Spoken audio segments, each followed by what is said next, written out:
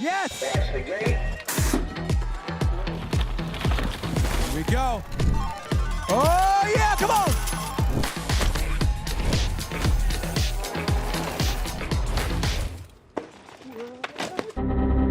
Yo!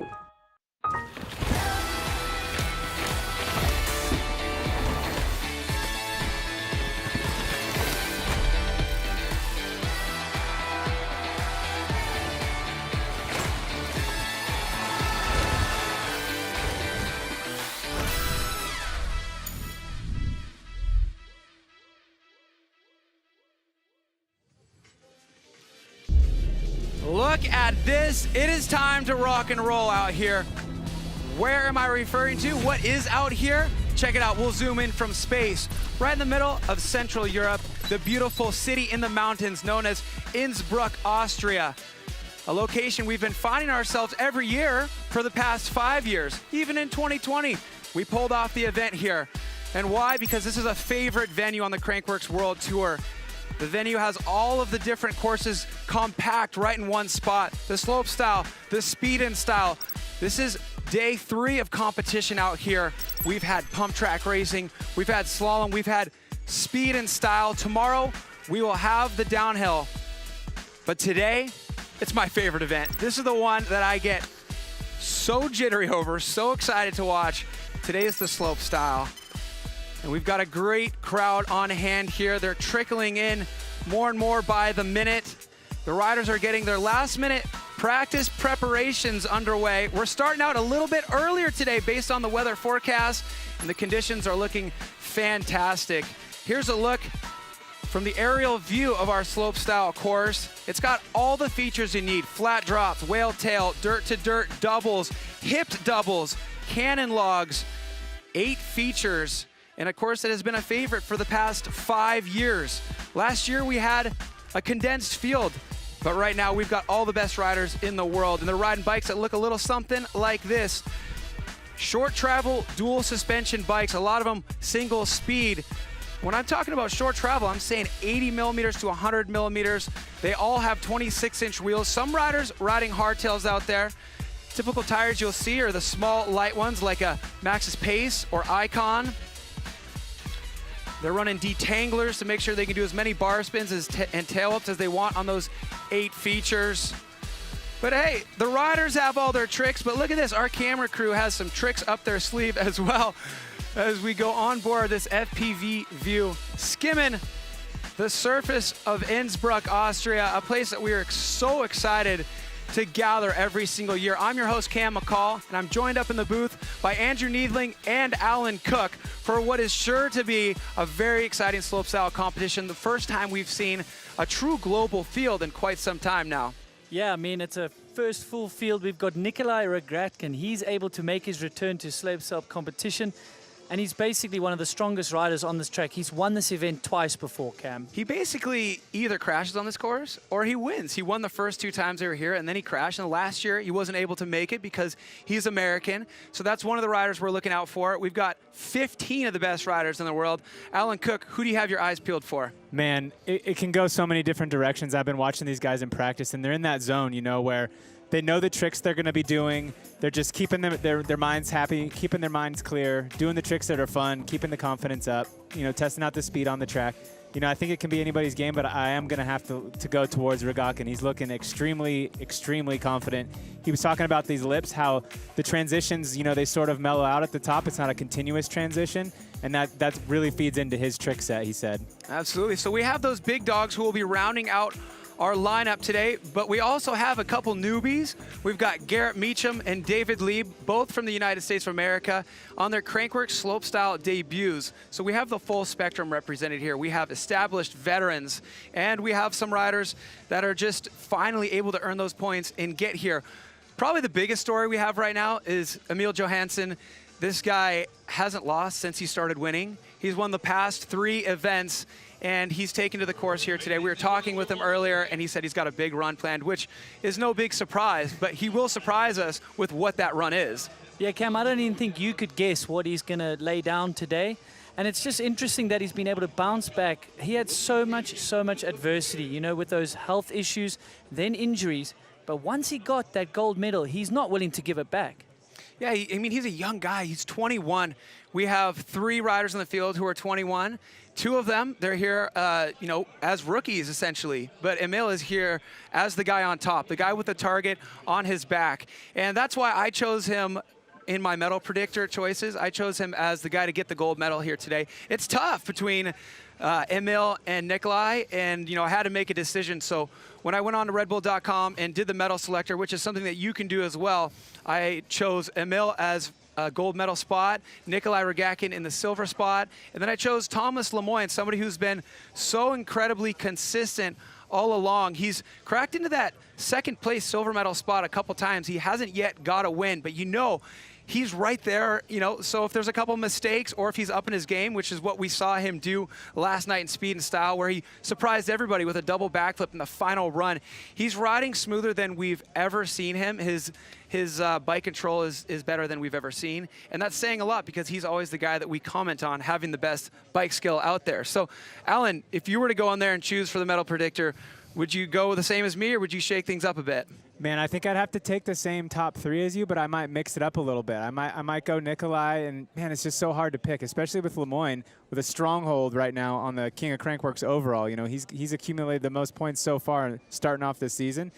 And I was watching him ride, and he's having fun too. That's the thing. So if you have a rider who's on point, winning events, having fun doing it, they're a danger to any competition at any time. For sure. I'd also throw Tim Bringer into the mix there. He's a new rider. He's only ridden a couple Crankworx Slopestyles, but he really has what it takes to crack into that podium. Somebody else who's just on a steady progression curve with a handful of bronze medals is Eric Fedco. Eric Fedco has the full package, all the technical tricks, but all the style tricks as well, extending those 360 Superman C-Grub Indian airs. And because he's one of our favorite riders, that's the rider we decided to strap a camera onto for our GoPro course preview. Let's have a watch. Hey guys, this is Eric Fedco. This is Tom Oisted. And we're here for Crankworx Innsbruck, and this is the Slopestyle GoPro course preview. Let's go. Yeah, boys. Get it, buddy. Let's get it. Get it. Starting off here. What a big drop. Following by a huge dirt to dirt. No flat to the right here. Behind Fetty Wap, off the bones. Oh, massive 3. Big flat spin. Right at hip. Oh, there's Icy. Oh, God, mate. And a step down. Woo! And then there's the last jump. Oh, yeah. Oh, yeah. Oh, my. You okay? Oh, good. Yeah. And that's your GoPro course preview. Wow. Well, an eventful course preview there from Eric Fedco and Tom Isted. And you can see why this is one of the favorite courses on the tour. This course has 8 features on it of varying types, and it's been a favorite for the last 5 years. But we actually got word last night. We did an interview with the CEO of Innsbruck Tourism. She said we're coming back next year, and they're going to do a remodel of the course. So that makes it exciting for tomorrow, but it also makes it exciting, or next year, but it makes it exciting for today, because this is the last time we'll see them take to this course that's been a staple for the last 5 years. Yeah, you're going to have bragging rights if you can take down the win today, but I'm glad you brought up Fedco. I think he mentioned to us he's got all his tricks now done. The last few practice runs, he's the type of rider that wants to get all those tricks done. Some of the riders actually keep the tricks back, don't show the competitors, so that was awesome to see. I think he's a bit of a danger man. I look for him to get on that podium as well. Yeah, watching practice is so wild because there's so much strategy going on. Like you say, some riders go, I have to land everything at least once in practice. Other riders go, you know what, I got to do some tricks that are similar to what I want to do and then surprise everybody when the time is right. So that's why we really just don't want to miss a second of the action here. Each rider getting 2 runs on this course of 8 features. Sometimes they choose to do a practice run, get a good clean score in the bag first, and then something to fall back on. But guys like Nikolai and Emil, just expect to see them going as hard as they can. They have their dream run in their mind, and they look at it like, we have 2 chances to land this, so we're going to utilize each one. Yeah, for sure. I mean, watching these guys during practice, that's one of the things that stands out the most to me at the level of riding is the consistency and the confidence they have to do their big tricks. It's just, it's so crazy, the level. Well, the stage is set. The riders are at the top of the course. We have beautiful weather thanks to a little bit of rescheduling. And I got to tell you, you don't want to miss this. So the Crankworx Innsbruck Slopestyle is coming up after the break. We'll be right back.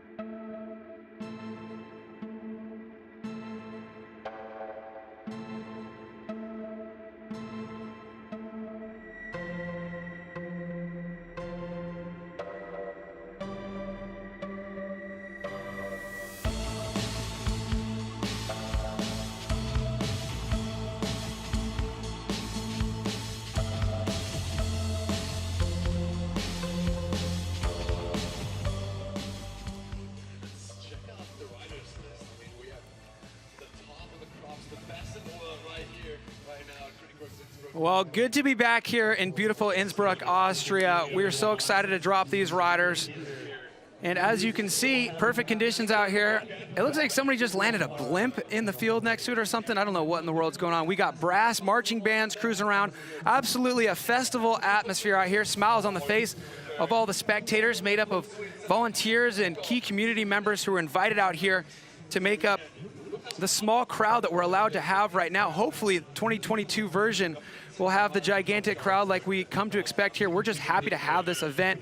Innsbruck and Crankworx pulling it off. Not only this year, they pulled it off in 2020, which was so impressive. I wasn't able to make it here last year. I was calling this from a studio in California, so it's great to be breathing this fresh mountain air. And let's take a look at our competition format for slopestyle. This is the format that has remained unchanged for years and years. This is what works best. Take a look at what the competition format is for slopestyle.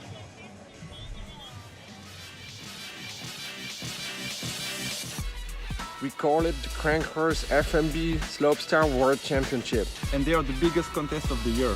So here's the deal. 17 of the best slopestyle riders in the world are here. Each rider gets 2 rounds. There is 4 judges calculating your score. At the end of the day, the best run counts and the rider with the top score takes the win. Let's go. Well, simple as that. You heard it right there from the horses' mouths. 2 runs, best one counts. No reason to overcomplicate it. No reason to wait any longer either. We have our first rider set up in the gate, ready to drop. A very exciting moment for this young rider out of Santa Cruz County, California, in his first Crankworx Slopestyle appearance. Really interesting how he made it into this competition, Alan. Yeah, you know, last year, or one of the ways you can get into this event is for the Rookie of the Year. And without the events happening last year, it was a different format through video. And Garrett Meacham was able to get that Rookie of the Year. I was actually on the same flight with him over from California. And you know, he's a rookie, but he's looking very calm and he's looking very motivated to do well here and really make his mark and stay in these events. And Andrew, it's kind of a crazy experience. Your first opportunity to really show what you have on the world stage. You know, these riders, they have competed in lower level events on the FMB World Tour, but there's nothing quite like being at a Crankworx event. What was it like for you, say, in your first World Cup? Yeah, I just think your body reacts differently, and as much as you can visualize, you can practice, he's won some big events, but not the stature of Crankworx. And it's going to be interesting to see how he deals with it. If you don't get your breathing right and you're not focused, honestly, sometimes it feels like you can't hold on to the handlebars. You don't feel like yourself. So let's see, he's done practice, he is looking calm, as Alan said. But you know, he is young, so sometimes he doesn't overthink it, and you just get the job done. So it'll be interesting to see how that plays out. So as far as results go for Garrett Meacham, he did earn his spot based on a video contest where he absolutely sent it. That was a great video. But he's got some good results, like an 11th at the Fox US Open Cliff Slopestyle. And 11th sounds like not that high, but there was a ton of riders there. Nikolai was there, actually got second in that event to David Lieb, who we also have in the field here today. He'll be the third to drop. So he has competed against these guys on, you know, legitimate gold level courses, but there's something different about a diamond level course at a Crankworx event. The features are a little bit bigger, and the pressure is also a little bit more immense, like you mentioned. Yeah, I mean, that's what this is all about, right? Well, good. It sounds like Garrett Meacham is about ready to drop. I predict seeing a picture of him at the start gate shortly. There we have it. All right, a big moment for this young 21-year-old rider out of Santa Cruz County, California. I've been watching this kid since he was, oh man, just barely double digits in age, coming to our local dirt jumps and climbing the ranks. So I'm very proud of the youngster making it here today. Where he's here now at the premier event. The jumps are a little bigger, the speeds are a little faster, the competition's running just a little bit better than you would expect, so his heart rate's definitely going. All right, let's do this. First rider at Crankworx Slopestyle Innsbruck on course, Garrett Meacham. Yes, oh, slipping pedals on the backflip barspin, a 1-foot can, Alan. Yeah, not the way you want to get your Crankworx campaign started off. There we go. Overspin cork 7 on the first hip. And a double whip on the right hip. So he's recouping nice. A lot of improvisation. Make the most out of this first opportunity despite a slight bobble. There's another slight bobble. But he's able to hit the jump and squeeze out a toboggan. So you know what? I gotta say, we've seen many, many times in Crankworx Slopestyle where a rider will have one mistake and they'll pull off course. And it's frustrating because there's points at stake. Other riders might have mistakes as well. So you gotta push through and finish your run. So I'm very glad to see Garrett do just that. Yeah, he's got to go and do the tricks that he was planning, because now he only has to tidy up the things he made mistakes on. He doesn't have to guess if he can land those other tricks, like that big cork 7. At least he knows he can land it. He's done it under the pressure. But that is unfortunately what happens. He's new to this type of riding. He might be a little bit more tense. You know, he might have not carried the speed into that jump that he needed. He cased, dropped some pedals, but you know, he's got that out the way. That must really, he's probably going to be pretty relieved at the bottom. Hey, I've got that out the way. I didn't make a royal mess of it. Now he must be motivated for run 2, Alan. Yeah, I mean, that's the thing, right? As an athlete, you know, risk management and knowing when to say, is the glass half full or is the glass half empty? You know, I know he wants more out of that run, and he's totally capable of it. The Band-Aid is pulled off now. Now it's time to just send it. There's nothing to lose now. Absolutely. Those first run jitters are out of the way. And it is tough starting an event, being the first rider in the event, in your first event at this level. So, you know, hopefully those nerves can calm down. We can see him come back real strong with a second run. Well, the irony of that is we always start with the lowest ranked rider. And so every single event for first run, it's somebody who's in that position of, you know, kind of feeling like the new guy showing up to the party. And reverse start order based on rankings means that we will end with our #1 ranked rider, which of course will be Emil Johansson. One thing we haven't mentioned yet about this course is a big piece that makes up the personality of this Innsbruck Slopestyle course is the fact that the 4-pack is actually hipped different directions. A left hip for the first jump in the 4-pack and a right hip for the second jump in the 4-pack. And what that means is most of these riders practice their tricks on straight jumps like this cork 720. Watch, when he gets to the point of 720, he has to rotate another, say, 30 degrees in order to connect properly to this landing, because what a hip means is that the lip and the landing are offset. There are different angles. So you see that's where things started to go a little sour for him, coming up a little bit short on that cork 7 on the first jump in the 4-pack, which is a left hip. And the judges are in. So the first rider on course, the rookie 2020 Red Bull Rookie of the Year. Scoring 57, but we know him. He's got a lot left in the tank, like we said. Pull that Band-Aid off, Garrett.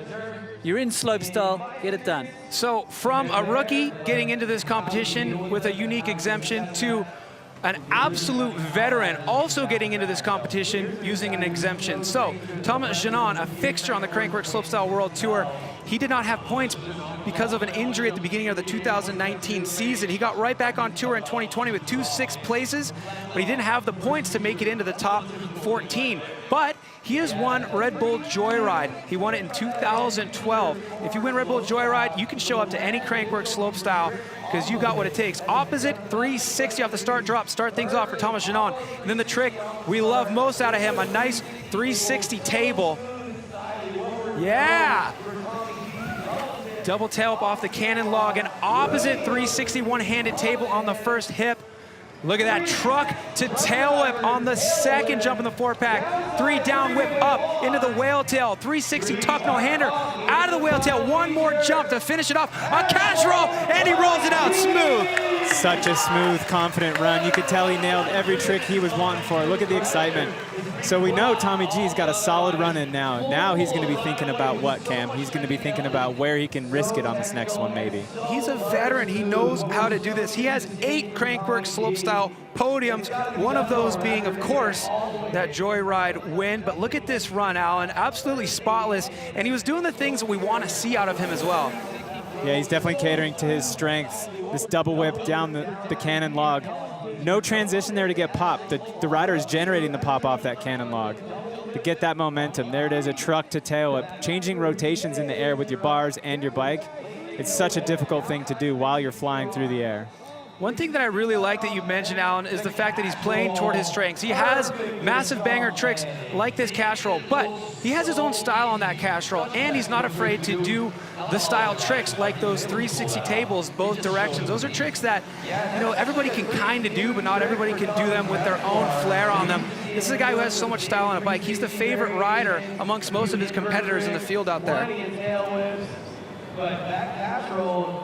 Nice slow-mo view of one of those high technicality tricks in his run. 360 bar spin to tail up. You do a bar spin to tail up on a hip jump, you're going to score high, especially if you have a 360 going on in there as well. Yeah, so much going on in there at one time, and just having to make sure your hands get on the grips at the right time, feet on the pedals, and be ready for the next jump right away. And he breathes a sigh of relief. Thomas Janon jumps into first position. Yes, there's only been 2 riders, but that is a score that is going to really stand the test of time, I think. Cam, talk to me about the creativity, but also the level of difficulty that I think someone like me can even miss there. Well, I first want to talk about how excited I am to see him here, because we all know he has what it takes, but I want to go into a little bit more detail about how he was able to make it here. Take a look at his Joyride winning run from 2012.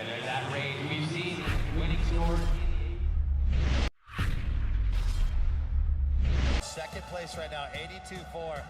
The rider's ready to go. This is one more opportunity.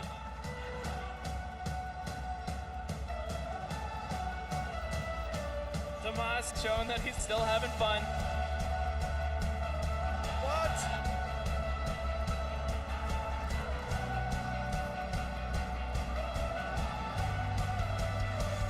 Oh, do you see how he snapped that front flip? That kid is so comfortable with him.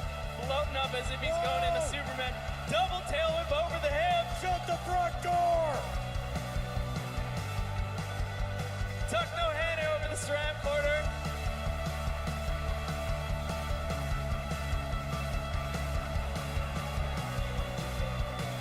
Coming up, backflip like he did as well up top. Oh, he blows out his tire and runs across the finish. Oh my gosh, give it up for Tomas Janon! Bam! Unbelievable. What? Are you kidding me? Tomas Janon has just done it. Posted the first score in the 90s, a 90.2. Your new champion, ladies and gentlemen, Red Bull style, Tomas Janon. So crazy to think that that was a whole 9 years ago, and he's still at the top of the game, good enough to throw down what we just saw, an 84.25. But at that point in time, you could see the reaction from the crowd. Nobody was expecting him to pull that off. He was the young gun at that point in time. That's what's great about the Crankworx series, is you see that happen once every, few years, and then that's a rider who's going to be around for a long time. So, are we going to see a moment like that out of our next competitor? It is very possible. This guy beat Nikolai Regatkin in New Hampshire at the Fox US Open Cliff Slopestyle. This is David Lieb. This is his first time in a Crankworx Slopestyle competition. Worked very hard to earn the points to get here, and it all comes down to this. David Lieb on course. Starting off with a nice flat drop backflip into a front flip bar spin. Huge start to this run. Backflip bar spin on the cannon log. Oh, a triple tail on the left hip. Can he continue? Wow, squeezing out the bar spin. Great improvisational skills here. Opposite 360 into the whale tail. Regular triple truck out. Come on now, David Lieb. There we go, and a 360 to finish things off. Wow, another case of excitement when a rider makes a mistake and is able to continue on and improv. That was very, very impressive. Alan, obviously some room for correction in there, but just like Garrett Meacham, we got to be proud of him for continuing on. Yeah, a couple of dead airs there, a little bit of a slip pedal on that downside triple tail whip, but we're talking about a downside triple tail whip in the middle of his run on the hip. Let's take a look. Perfect flip drop in, right into that bar spin front flip. That's completely blind, that front flip. You do not see the landing coming. And then off the cannon, a bar spin back flip. Here's that triple downside tail. Looks like he lands a little sideways and his foot bounces off. Amazing he was able to continue and to get a bar spin off, just trying to get through. Yeah, you know what? He didn't just jump the jump. He squeezed something out, and then it wasn't a double truck. That was a triple truck, which is obviously in the context of a run that has mistakes. To get your planned trick out of the step down, get that triple truck.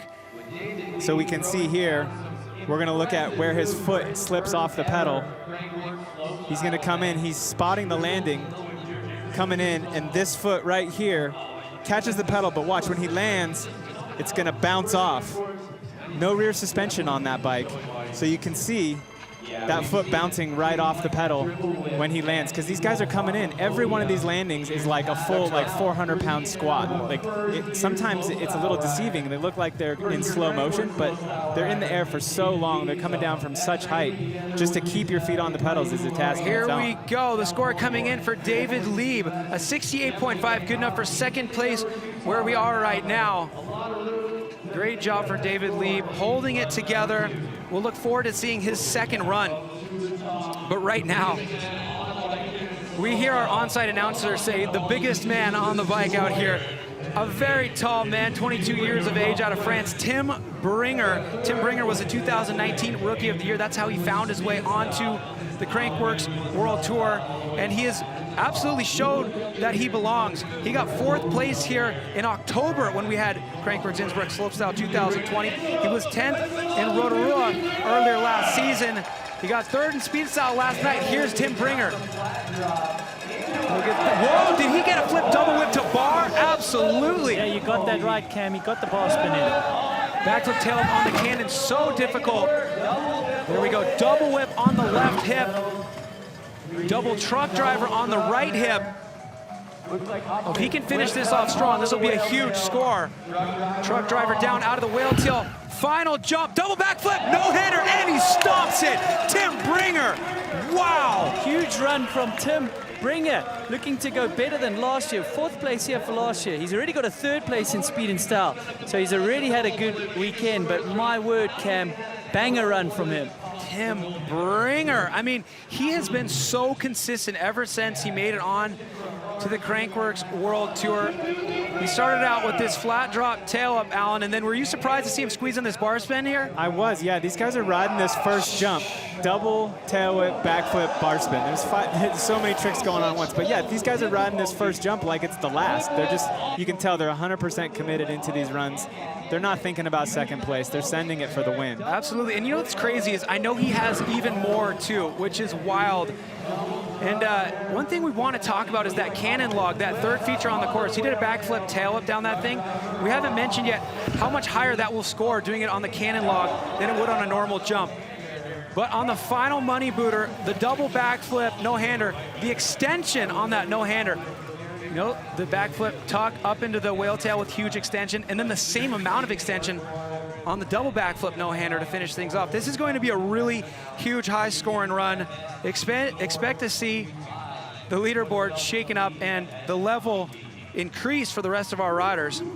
Yeah, you can see him catching that whip a little early there. You might have something else for the next run. Super, super happy with that run. You see him coming off. Would it be safe to say that he brought it? Yeah. Double backflip, no hand. Very safe, I think. Hey, Alan? You know, he was Tim Bringer in his first season. Now he is like Tim Brought. Like, we can expect him to bring it. Oh! Big score from Tim Bringer. Big score. First man into the 90s. Wow, I knew that was going to go into the lead, but I wasn't sure if we were already going to crack into the 90s.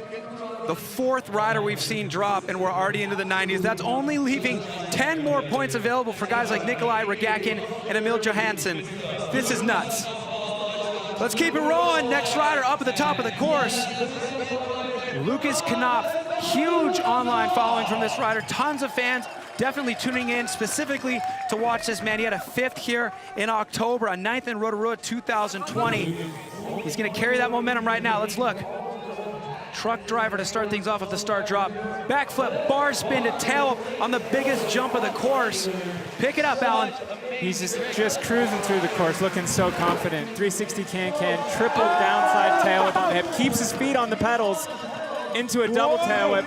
He's lost a little bit of speed. Can he keep it going?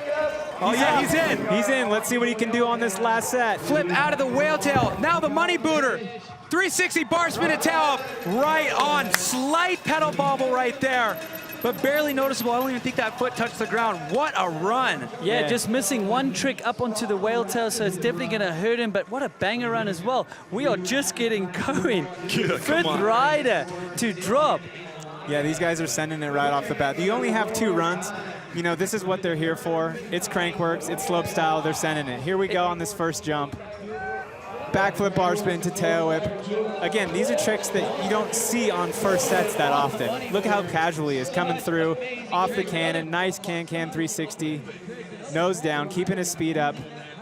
And then here's the big downside triple whip. He landed a little low, and then here's where we started to have the trouble after this on the next set. Had to take a pedal. Comes up a little bit short. Nobody riding off their runs yet. I love to see that. Yeah, staying focused all the way to the bottom. He knows this could be his best score, so he wants to stay in with those points. They just know safety runs, you know. It's kind of an older strategy. The new strategy is drop your biggest run, try have 2 goes at it. So we are only a third of the way through our rider list right now, and we're already at this level. This triple tail whip, you're right, Alan, he did go deep. And that's one of the technicalities of a hip. It depends how sharp you're turning off of the lip. It can shorten the jump. Or if you're not pointed sharp enough, it can lengthen the jump and then you might case. So the hip jump, not only having to dial in your rotation, you're also having to dial in your direction, because depending on your speed, you could be blowing it and going too far. And you can see here, he came up just a little short and was able to hold on. I can't believe he made the whale tail. We can't stress enough how much more difficult doing these complicated combination tricks is on hip jumps, and that's been a personality of this Innsbruck slopestyle course for the last 5 years. The score to beat a 90 posted by Tim Bringer. What's it going to be, Andrew? 73, so it slots him into the 3rd. But as we spoke about, he missed a trick going up onto the whale tail, so he'll easily be able to add in that next run. Wow, I'm just speechless. These Crankworx athletes, best in the world, laying it all down on the line. So this 25-year-old Swedish rider got the bronze medal at Joyride in Whistler in 2016. That is his only Crankworx slopestyle podium, which is kind of wild to think because he's been at it for so long. We were talking to him earlier today. He said, wow, I got my first big result 10 years ago. He's only 25. He's already a veteran at 25 years old, currently ranked 11th in the world. He was 7th place here in October. What's he got? Truck driver starting things off the drop. Backflip, double bar spin to tuck no-hander on the second jump. Truck driver to inward table, getting that great combination with style. And there's that triple tail up again. Bar spin to tuck to bar spin, triple combo on the hip and mixing things up. Double tail, regular direction up into the whale tail. 360 down, looking for a trick. Final jump, 360 double tail to pedals. Solid run out there. Dude, the level this year, it just every year we just can't be surprised, but it's just going up and up. And where is the ceiling? So this is what the dynamic is like here on the Crankworx World Tour. All the athletes practicing together, hanging out together in the hotel, and then at the top of the course, cheering each other on. They have a monitor up there. They get to watch what their competitors are doing. It's a wild dynamic. It's different than racing. You know, everybody's on the course by themselves, so they wish each other well. Obviously, they want to beat their competitors in the biggest way, but they say, hey, you land your run, I'll land my run, and I'm going to do my best to beat you. There's that replay on the double bar spin, no-hander backflip. So much going on with your bars. You can't see where you're going. Coming down this cannon, tweaking that inward table all the way. And now this isn't the first time we've seen this. The triple down whip on the hip, tuck bar. I mean, just so much going on the whole way down. That's such a daring trick to try in a contest run, because if you mess it up, the bar to tuck to bar, you're not getting a huge trick. There's no rotation there. Great way to finish it off. Solid finish. He definitely has more in the bag, though. We've seen his bag of tricks. He did over-rotate that 3 going into the last set just a little bit. So we'll definitely look to see something bigger on that last set in the second run. But there's that combo. Bar to tuck no hander to bar spin. One area that he could clean up is out of the whale tail. You know he was looking for something like a 360 tuck no hander. He got stood up, didn't get the hands on. That's kind of the only hole we can pick out in this run. Otherwise, absolute perfection. Feet going straight to the pedals on this triple tail, landing right at the top of the landing in order to maintain that speed. Landed nice and high, pointing in the right direction. And that's where we saw the mistakes in the previous runs. Landing a little bit sideways and not having the speed for that next hip. These courses in modern day slopestyle, they're straight up a rhythm section. You know, one little thing can cause a chain reaction that'll impact speed. Max been riddled with injuries the past. Great run for him to come back. Slots into third place from 78.5, and we know he's got a bit to clean up there. Wow, great score. A whole 5.5 points ahead of that fantastic run we saw from Lucas Knopf. So Max Fredriksson has to be happy with that, also knowing that he has room for improvement in the second run. Well, from one young Swedish slopestyle competitor to another, this is going to be another 25-year-old who has one podium in his bag. He was third in Rotorua, New Zealand, 2019. He was ninth here at Crankworx Innsbruck 2020, just 8 months ago, and he's back for more. He's got those points. He's looking to make use out of them. This is Alex Alanko. I didn't see it out of the corner of my eye, but some of the loudest cheers during practice came from one of his runs, so I'm not sure what we're going to see, but I think it's going to be something special. We're so curious what they were cheering about. Here we go, Oppo 360 down the start jump. Look at that, front flip bar spin, a tuck no-hander.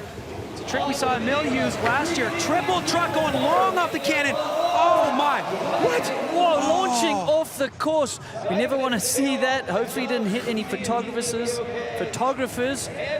We did hear there was an issue earlier in the week. Wow, we were witnessing a great run till there, Alan. Yeah, he just got a little bounce forward and his weight got off, and I think his direction was pointing a little bit to the right. And he kind of got, you could tell, he wants to keep going. He took a pedal, but then the last second, maybe a little too late, realized he wasn't able to do it and had to pull off to the right, and did try to hip the jump for safety. Yeah, trying to hip into the back of the landing there for a bit of safety. I'm sure he's okay, but he did launch out of our vision. That just shows how badly he wants it here in the final runs. If that was a practice run, he would have gone long on the cannon. He would have grabbed the brakes. He would have turned around and gone up for another run. But you know, he was keeping his eyes on the prize. He wanted to do whatever he could to make it into that next feature. So our medical staff taking a look at Alex Alanko right now. We'll have a bit of a course hold, make sure we can make sure he's all right. It's a long way down off the side of that jump. These landings are 14, 15 feet tall. Yeah, looking at that view, it isn't the prettiest landing that he tried to hip into. This really big transition at the bottom. We've got the best medical staff out here at Crankworx World Tour. They are attending to him. That is unfortunate, the inherent danger of the sport, pushing the limits, progressing every year. It's getting gnarlier, gnarlier, and you know, we never want to see this.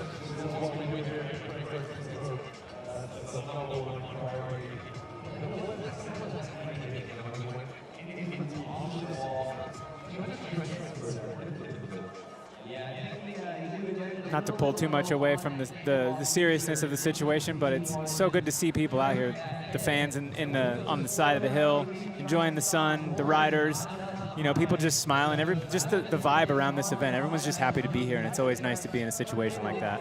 It is great, and not that we ever took it for granted before, but nowadays we really appreciate these moments where we kind of get to gather together outside and enjoy something that we love. Yeah, 2020 really sort of shed the light on how much of a family we really are, right? So look at our current standings here. Alex Alanko, obviously that's a throwaway score for him. We're wishing him the best, but our rookies, Garrett Meacham and David Lieb, hanging out in 5th and 6th respectively, 6th and 5th. Now Tim Bringer, a 90, leading out. Hey, look at this. All right, tough guy. Alex Alanko up, walking under his own power. That's great to see. Big relief for all the fans and us up here in the booth and all the Alex Alanko fans out there tuning in on the World Wide Web. So we know he's all right now. Let's take a look back at a replay of where things went wrong here on the cannon, Alan. Yeah, it looked like he got hung up a little bit on that first bar spin on the truck. He did catch and throw for the second one, but he goes a little bit nosedive. Here we go. Look at this. He all of a sudden thinks he's in Rampage. That's what it was. It was a triple. I'm in Rampage. Man. Looked like he caught his ribs just on the upside of that speed and style course, but yeah, walking out under his own power, so good to see after a crash like that. Well, it's good to see the one rider wearing a chest plate. He happens to be the one that body slams the dirt. At least he was protected there, but man, what a crazy idea thinking you can hit that right there. That just goes to show how eyes on the prize he was. And we got our eyes up at the top of the course again now, the Swiss rider. I told you at the top of the show we have 3 21-year-old riders. This is the youngest rider in the field. His 21st birthday was just this past Monday. The only rider we've ever had in a Crankworx Slopestyle competition, who's the only rider we have right now who's born in this millennium.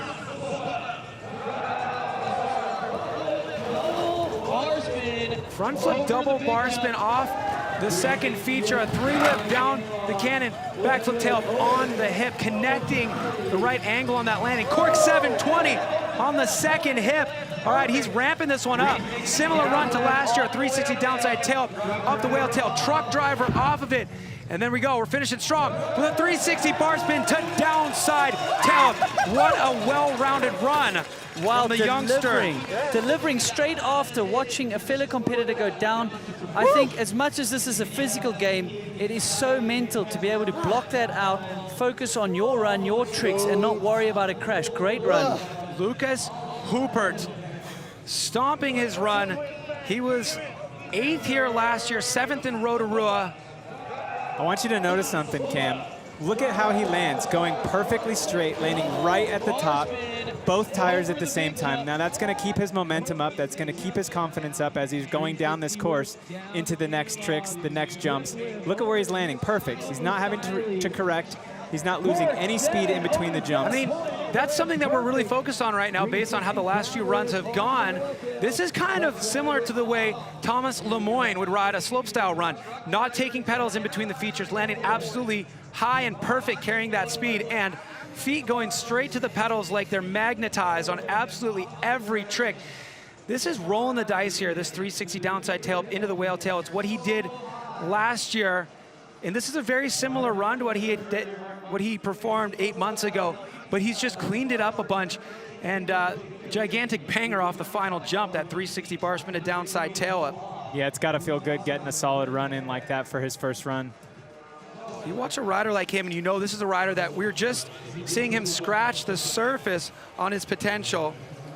So clinical run from him, no mistakes, throwing in bangers, and as Alan said, he just landed all the transitions perfect, was able to pump. The judges take note of that. What will the score come in? Lucas Hoopert. So current standing, Bringer brought it with a 90, first man to get into the 90s. We're looking for the scores to come in. What will it say? He needs more than Former rookie of the year.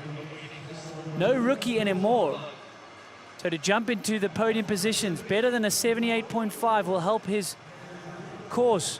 And he's done that, an 88, slots into second place. Second place, solid run. He's gonna carry him a lot of momentum into this next run. And when we're talking about momentum, not speed, but confidence, that is the key. All of these riders are so gifted and talented riders. It's the head game that's gonna get them to the top of that podium. That is a huge score, only 2 points off of our top score today. He's only 2 points out of the 90s. So Lucas Hoopert looking good as we take a look at who's loaded up into the gate next. This guy is one of the most unique riders in the field out of France, Paul Couder. If you're not familiar with this guy, go to YouTube, type in Paul Couder, My War. He's got a 2-part series where he does things that will melt your brain. These tricks are so out of the box, tricks that you would never see on a slopestyle course. Frankly, because the features don't exist, he thinks that's so far out of the box. But Paul Couder, currently 8th in the world. He had a 4th here in Innsbruck 2019, so he loves this course. Starting it off with a flat drop backflip, right into that backflip, double bar spin into the cannon log. Backflip, one-footed can-can. Does he have the speed here for the first hip? A 360 tail up, feet right to the pedals. Styling out that opposite 360 one-handed X-up. Backflip tail up, landing right on the nose, straight into that double truck down. Now the final jump, double backflip, perfect. Huge finish to a solid run. Listen to how excited he is. Look at the And that's emotion. how it feels, getting a solid run in here at Crankworx. Look at that excitement. He's been training for months, thinking about this very moment, and the elation when he stomps that double flip to finish that run. Wow. I mean, this guy has gone through so much. I'm telling you guys, you got to watch these videos, My War. He celebrates just like this when he lands these crazy tricks, but he also hurts himself a lot in those videos. He's fresh off of an injured knee. He's been recovering for months, so this moment is huge for Paul Couder. Yeah, these guys put so much pressure on themselves. Yes, they want to do well. They want to land on the podium, but just the sheer mental energy going into a run that they want to land and then accomplishing that. You can just hear the emotion there, Alan. Yeah, it's a pressure cooker. It builds up, you know, weeks and months before an event. You get done with that run, and it all just comes out emotionally. Here we go with the replay. Solid start with the bar-to-bar flip. Look how big he goes. He's going about 3 to 4 feet higher than most of the other riders. Huge pop off the cannon into the can-can flip. And he goes long on this hip, on this 3-whip, long. But I think that helped with his speed, because this is the jump people were having a little bit of trouble with speed. You can see cleared it, no problem. He went outside, you mean? Yeah. He made it a longer jump than it could be in order to carry that speed. That's a great point. He comes in just solid with this double backflip. Nice slow rotation, spots the landing, and then listen to that celebration. You know what? I think he was celebrating there with his brother, who's a wizard when it comes to parkour, and I'm sure that's where he gets some of his wild ideas for his video parts. But look at this celebration. But not a lot to fault on that run. Like you said, he landed wide on that hip, maybe one pedal stroke, but he had a lot of momentum. Clean tricks for him as well. So I think the reason why he's celebrating so hard, you know, aside from the fact this was a huge run that's going to score very well, is it's just what he's been through in the last few months, coming back from that knee injury. I believe it was something like an ACL reconstruction, which, Alan, I've seen the scar on your knee. You know how long that takes. Yeah, I think you know, he might have even done it one more. I think it was his where the bone actually connects to the cartilage. He fractured his tibia or his femur, I think it was, doing that crazy trick. But yeah, he's back 100%. I mean, that's confidence that he's going to carry on for the rest of the season. You know, there's no question about him now. Homework for the spectators out there. Stick with us to watch this score come in, but you know, on your free time tomorrow, go watch those videos and have your mind blown. Look at that, Andrew. Yeah, 80.75, great run from him. Slots into 4th place, just below someone like Thomas Janon in 84. So, can he throw anything more down? Can he use some of that creativity that he's got from those video parts, or is that his banger run? You can see it. You can see his brain working right there. Okay, what do I got to do on the next one? I don't think he's satisfied with that position. I think that run is just going to build into this next round for him. Yeah, well said. I mean, the pressure's off for him. He's come back from injury. He's laid down an amazing run, very clean. So now he can go back to the drawing board and decide how much more he's willing to risk. Well, next up, a rider who has re-solidified himself as a fixture on the Crankworx Slopestyle World Tour. The 5th place in Rotorua last year and a 5th place in Leger in 2018. Before that, he had fallen off of tour and then became our #1 speed and style rider, but he clawed his way back. He's the oldest rider in the field at 31 years old. This guy always rocking a band t-shirt. It looks like in his rider profile picture, he had Iron Maiden. We got to see what he's running today for his final runs. Sometimes he even switches it. For the second run, he'll represent 2 bands. But this guy has re-solidified himself as a fixture, but he has yet to crack the podium in a slopestyle competition. He has what it takes, such a technical rider, tailping both ways, switching his stance for tailping both ways. You really got to watch this run with a fine-tooth comb. Here we go, Jakob Vencil on course. 360, tuck no-hander off the flat drop. Front flip, toboggan, a little bit of a pedal slip, but he recuperates. Here we go, 360 inward table off the cannon, a little bit of an over rotation. Now resetting things with that tail whip on the first jump. Oh, and there goes a tire.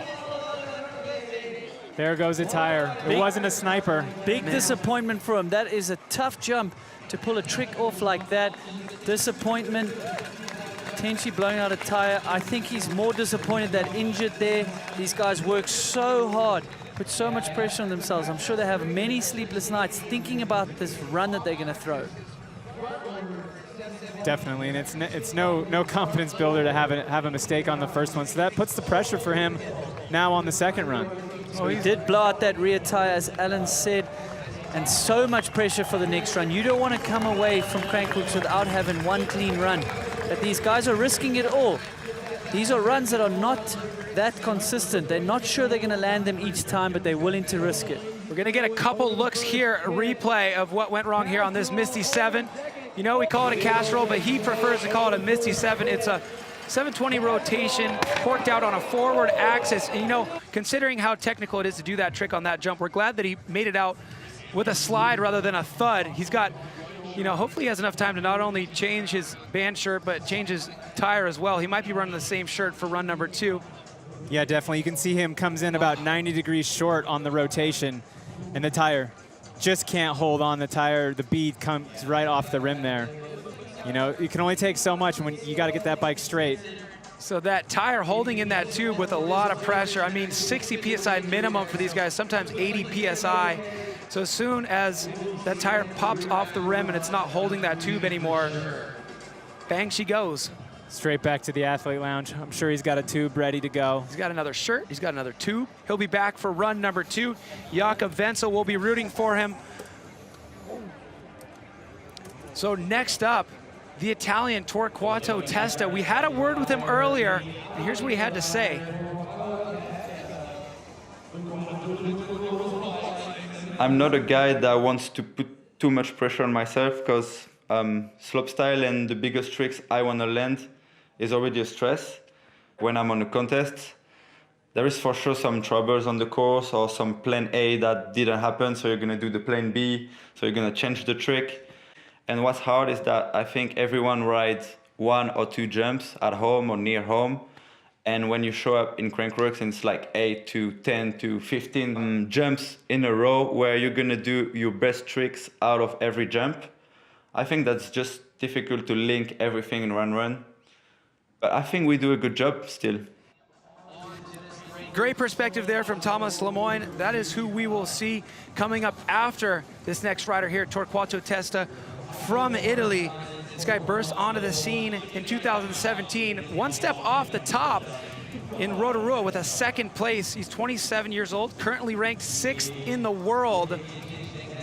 And we're definitely excited to see him drop in here. It's been a while since we've seen Torquato Testa based on some travel restrictions. And how about calling him one of the older riders that at 27 years of age, dropping in. Here we go, truck driver off the start drop, double backflip. He has not done that in previous years. He started doing that in practice here. There we go, backflip, tuck no-hander. Cork 720 on the first hip and right into an opposite. All right, the oppo was first and then the regular was second, but that's gonna score so high, that link. Truck in, backflip, no-footed can out. Good creativity there. Right into a casserole. Can he land it? Perfect landing for Torquato Testa. Big run from Couder. Throwing a double flip right at the top of the run. How about the progression that a double flip is not held till the last jump? Huge run from him. We see double flips out of Torquato Testa, but he popped it on that 2nd jump here in practice. And as soon as we saw that, we knew, wow, this is really going to up his score and his ranking potential here in this competition, because that is the dirt-to-dirt big jump on the course. You know, that's going to score really high compared to doing it on the last jump. And he didn't even lay up on the drop-in. He did a truck straight into the double flip. This run is going to score super high. I mean, you can see him at the bottom, double horns and more. Look at this run. Look at this, overspinning both these Cork 7s. That one does not look opposite, but it is. And then you go, oh yeah, there we go. There's his reg Cork 7. So that link is huge. That's like the kind of stuff you see in snowboard competitions. And that right there, a backflip, no-footed can-can. Maybe it doesn't look as impressive as some tricks, but it's the unique variety box that he was checking in the context of this run. He's got everything pretty well represented here. Here's the regular spin, Cork 7. Spinning toward that front foot there, the opposite off of that first left-hand hip. You know, he's so dialed on these Cork 7s, it's hard to even tell sometimes. Kind of like Brett Reeder, that's what he was doing on this 4-pack section the last time we had him here at this competition. I was going to say, it reminds me of a Brandon Semenek, Brett Reedy, even Emil doing those cork 7s, but Oppo making it look as good as the normal. You can barely tell. I believe Brett was squeezing the bar spin in there a few years ago, so up in that level. We can't wait till we see him back at some point in time. But what will the score be for run Torquato say? The Testa? man from Italy, how high can he go? He launches into first position. 93.25, Torquato Esto. You've had a second before. What can it be? My word. This is really setting the stage here. Torquato Testa knocking out Tim Bringer from that top spot. I mean, not only are we in the 90s as we approach the highest ranked riders in our field, we're at 93. Less than 7 points left to fit these riders, which is exactly the kind of show we like to watch right here. We have 4 riders left, so we're in the nitty-gritty right now. Thomas Lemoyne currently leading the King of Crankworx standings, 5th in the FMB World Tour overall for the Crankworx Slopestyle World Championship. He's had 3 podiums on the Crankworx World Tour, a second in Innsbruck here last year, a second in Rotorua in 2019, a third in Innsbruck 2017. And you know what? That guy's done it all but win. Can he do it today? Truck driver off the start drop. A double flip again here. Slipping pedals a little bit, but recovering. Plenty of speed into this cannon. He should be fine. Yeah, he's back on. Just a straight flip on that cannon, though. That's not going to help the score. 360 double tail whip, carrying it right into a lazy truck to tuck. Front flip, tuck, no-hander into the whale tail. 3 whip out, he's gonna score high. Can he pull it back together for the final jump? Cash roll, stop. Wow. And he makes it happen. How good is that, Alan? Got his foot back on, had the composure to still pop out the cash roll. I mean, he was definitely chasing that run a little bit here and there, room to clean up, but you know, it is awesome to see these guys stick through the run. You know, they're not just thinking, oh, I'll try that run next time. They have the opportunity to get a run in, get some points down, and then focus on the second run.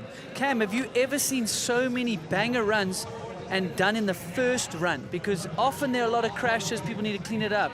I don't know if I've witnessed this many big runs consistently through all of the riders. Yeah, I'd say that's just indicative of the era we're in right now. You know, a lot of consistency out of these riders. And one thing that is new that I'm really enjoying seeing right now is that game face, not pulling out after you miss one trick, because that was something that was so frustrating in the past, knowing how much is on the line. But this guy, I mean, when he has a perfect run, he never takes a pedal. So when he slips, he still maintains enough speed to not only clear the jump, but boost it higher than most. Now watch here was where he has the trouble. The 3 whip, slips a foot, gets it back on, and still has time to pop the cash roll. How did he do that? Such a unique axis on that cash roll as well. Well, our speed and style winner from last night, using some of that skill set to get through the slopestyle. Wow, that run had everything. Banger tricks, technicality, creativity, variety. Well, you know what? This is tough for the judges because, yes, you have to take into consideration their slight pedal slips like that, but you also have to consider what the trick is, what the magnitude of that trick represents, and not just a standard dock for every pedal slip. You have to consider the circumstance. Yeah, that didn't hurt him. He had steez while doing it. I mean, maybe it's just his swagger. Lil Moyne, look him up on Spotify. So there was that 360 double tail up right into this truck to lazy tuck no hander. The time he just has to wait and chill and just, nothing is rushed when you watch Thomas Lemoyne do tricks. He gets up in the air, he takes a breath, and then he does each trick exactly the way it's meant to be done.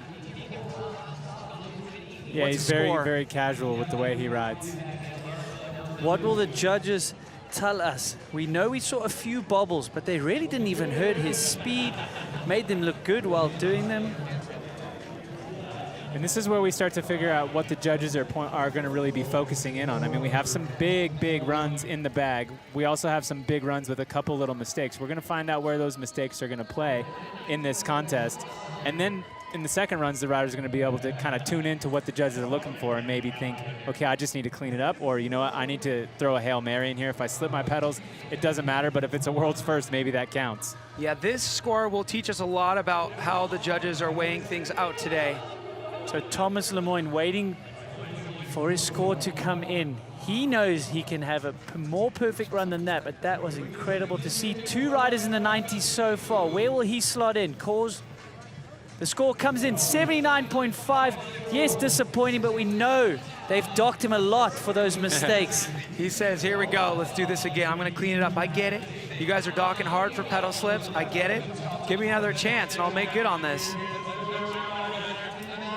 So we look forward to seeing Lemoyne's second run, but we're also very excited. We're into the top 3 in our first runs here in Crankworx Innsbruck Slopestyle. Next rider to take to the course. He's ranked 4th in the world.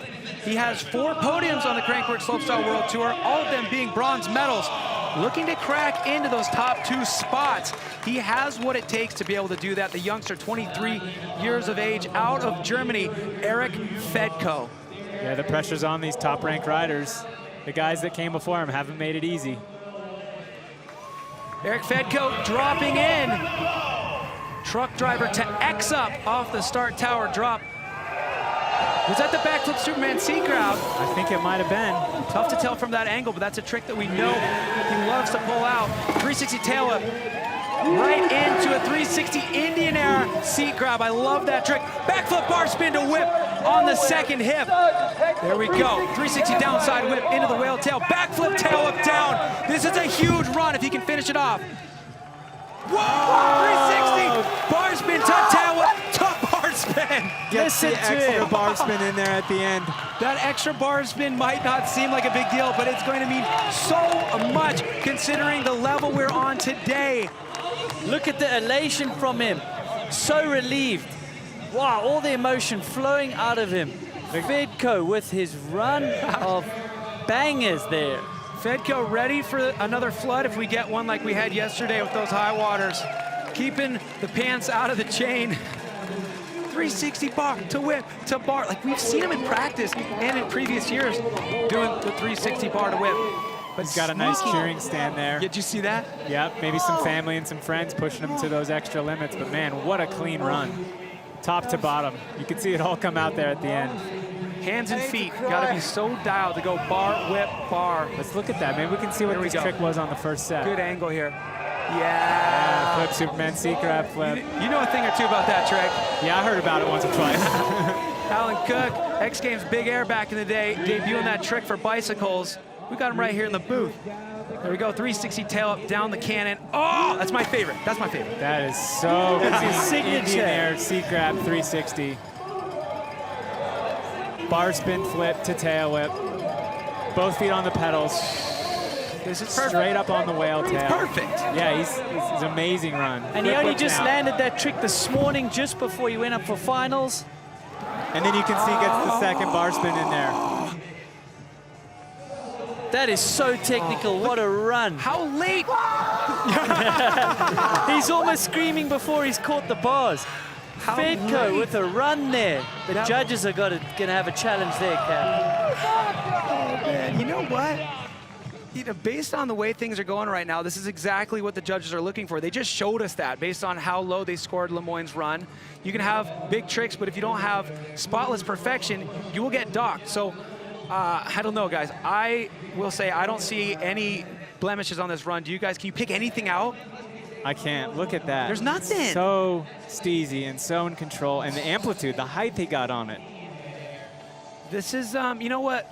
He kind of fits really well into our rider field. You know, we've got Nikolai as the crazy guy who's going to huck some wild tricks. You've got Emil, the guy who's going to be going each direction with spotless precision. I'd say that Fedco is unique in his own right, where he has that spotless precision, but he's going to throw in some tricks that look good in a picture, you know, some extension tricks, which is something that sometimes lacks from slopestyle mountain biking, but Fedco representing and keeping it alive. And unique to him, you know, with that backflip Superman, the 360 seat grab there. Wow, the poor judges, so glad to be up here in the booth, not have to deal with that. Fedco, where will it put him? We've got two people in the 90s. To get into the podium position, needs more than 88. And he launches into second, 91.5. Bumps Timo, bring it down. Wow. And there are two riders left to go, and this is only run one, Cam. Oh, two riders, you say? Oh, I wonder who that could be. Huh.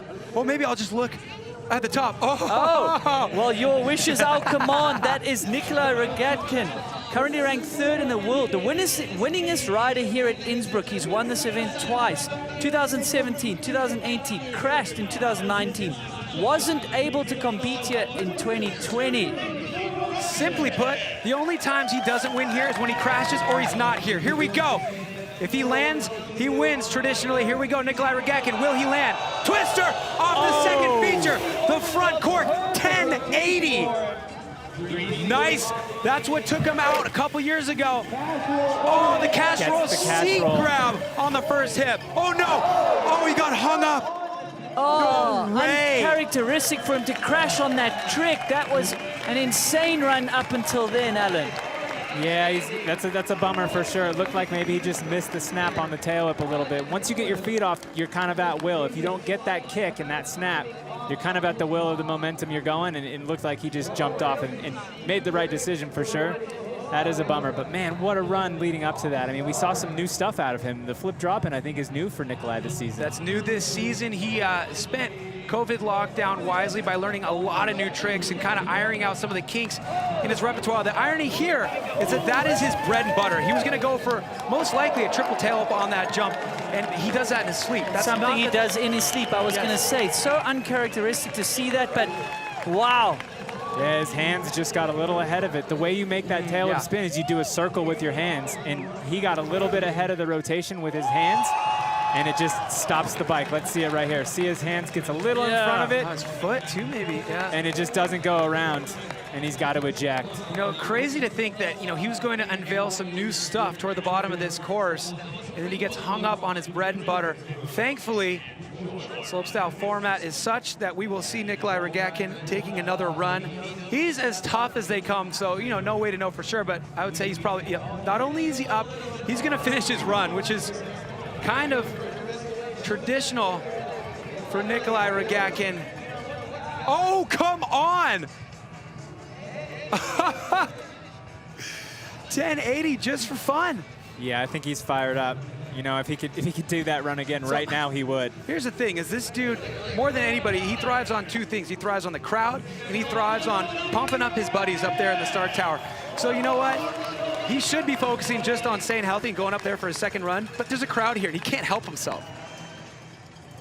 Yeah, well, no surprise there. He's only ranked in 12th, 38 points, but he is going to get a chance to go quicker than the other riders. So we're going to tally up all the scores. They're going up for run 2, then we're going to reverse the order, Cam. But before we get to run 2, we've got one last rider, your number 1 in the world. He hasn't lost an event since he won in 2019 Joyride in Whistler.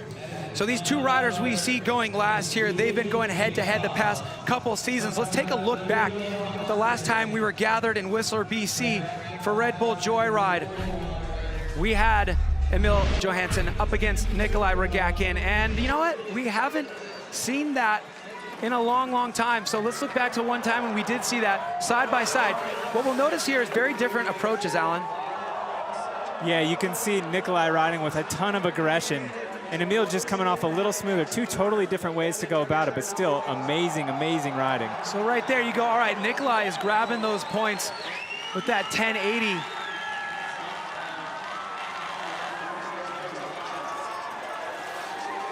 Yeah, you can see same timing in the air at the same times, doing different tricks. Nikolai just saving that one with a big nose manual. So here's where things really start to differentiate here at the bottom, with Emil leaning on his strengths, going, you know what? I got to be going different directions, and I got to have crazy combos. A 360 tail up in his opposite direction, and a 360 regular tail whip, a regular 360 tail up to inward table to finish things off. And that's the kind of diversity that the judges love. And that's what kind of started this reign of dominance for the next rider we have at the top of the course. An interesting statistic for this guy, aside from the fact that he's currently ranked number 1 in the world, he has won the last 3 Crankworx Slopestyle events. And in addition to that, you know, if you really crunch the numbers, he hasn't lost an event since he started winning an event. So will he carry the streak on today? Emil Johansson on course, starting out with the flat drop backflip. Into the front flip bar spin at tuck no hander, same trick he did last time we saw him take to this course. Oh, 360 downside, double tail up in the ante on the cannon. 360 windshield wiper losing pedals on the first hip, no. Oh, disappointing for Emil. That is uncharacteristic. We normally see him stomping that first run most times. While the pressure is building, our top 2 seeds have had mistakes in their first runs. Now the riders who are sitting in the top 3 right now going, oh, they're like, you know, they're salivating right now. They're going, the top 2 guys are pushing themselves too hard. This is opening up the door. Yeah, this is Crankworx. This is Slopestyle. This is the, you know, it doesn't get any bigger than this event. Any career could get launched at this event. So those guys sitting in those top spots, they're comfortable, but they also know, because the cat's out of the bag now. We've seen what these guys can do and what they have on their minds. And, you know, I think if you're counting those guys out, you're making a mistake, because they're focused, they're veterans, they know what it takes to come back and really stick that second run. I mean, how many times have we seen it come down to the last run? So up in the ante already here, he's been doing, he's been doing the 360 downside tail up off the cannon in the past. He's also landed this 360 windshield wiper on this jump in October. He also used it to win Crankworx World Tour in 2020. But an uncharacteristic error here from Emil. You can see, let's see if he comes up just a hair short and bounces his foot off with that back tire. Right on the knuckle, and he didn't quite get that smooth landing he was hoping for, and it just bounced his foot right off the pedal. He landed short on the second hip last year here, but was able to muscle through and continue. This one just a little bit too much of a tag to keep those feet on the pedals. And that goes back to a little bit what we're talking about. If he was pointing maybe half a degree to the left off the lip, he wouldn't have come up that couple inches short. So you can tell there's no accidents out here when these guys are coming through. So a look at our current standings right now. Torquato Testa leading it out, Andrew. Epic run from him. They're already in the 90s, 93.25. Eric Fedco, wow, 91.5. And then Bringer rounding up the top 3. And as you know, we've just been speaking about, we've got 2 big names missing from that top 3. It's going to be an incredible, exciting run. And people like Thomas Lemoyne, he needs to tidy up that run as well. Wild first runs out here from our 15 best riders in the world. And we talked about it before. We said those 2 guys who are going to drop last are just going to go all out. And that's exactly what they did. When you do that, you run the risk of making a mistake. So the door open. This competition so far from over. Sometimes we get to the end of the first runs and we go, oh, well, we might be seeing a victory lap because that was the best run we've ever seen. Right now, this is very much still a big show. Yeah, there's a good chance we won't see a victory lap. That's obviously, you know what the most interesting thing is, I think, is the mental strength that these riders had. And we always knew that, but now they're going to really have to lean on that. Nikolai Regatkin and Emil Janssen. Emil has done a couple victory laps in his career, and now he's got to figure out how to land that run. So crazy first runs in our first round here. They're all going to drop again. You're not going to want to miss it. Stick around for our halftime show.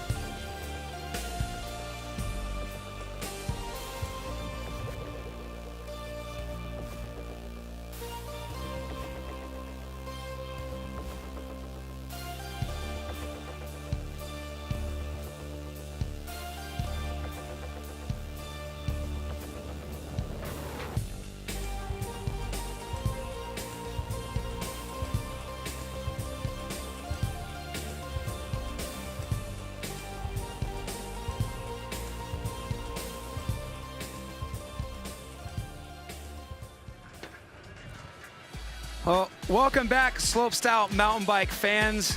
We're kind of just digesting what we're just privileged enough to witness here at Crankworx Innsbruck 2021. We got all the riders back on course. We've given them one run each, and we've got some big surprises. You know, not only in the riding we're seeing, but I'm sure if we got Darren Kinnaird up here, he's always one to deliver surprises like Santa Claus. DK, welcome up here in the booth, my man. Thanks, Cam. That was an unbelievable first half. I don't think I've been this excited since I got vaccinated.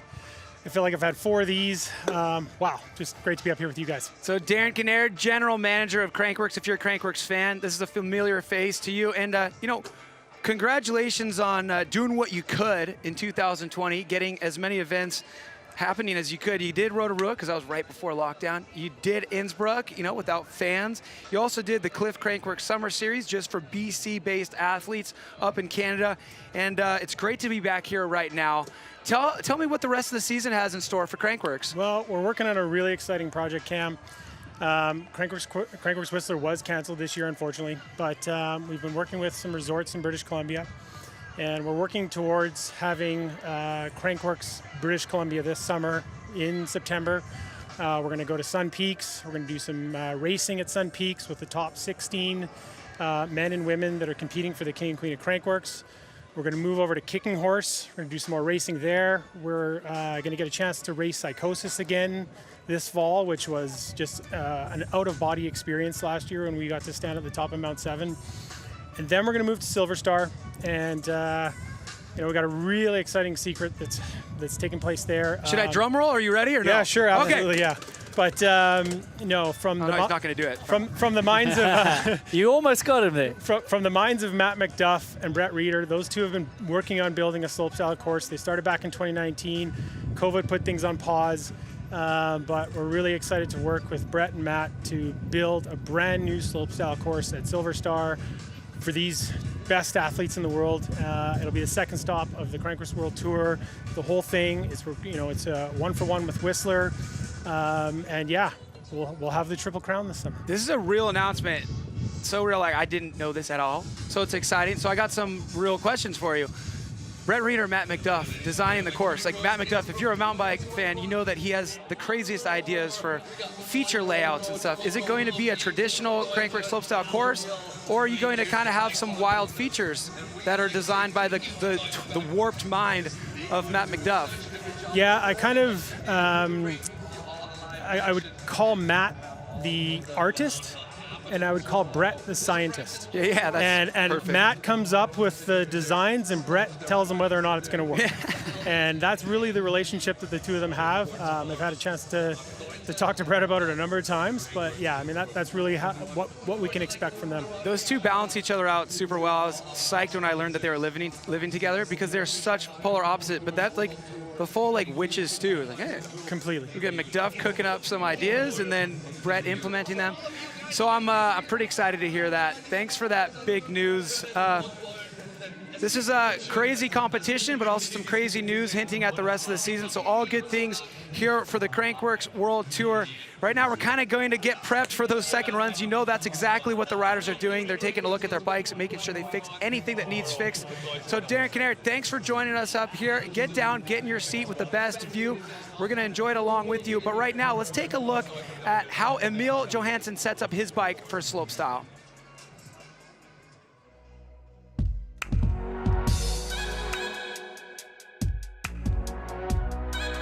Hello, my name is Emil, and this is my Maxxis bike check.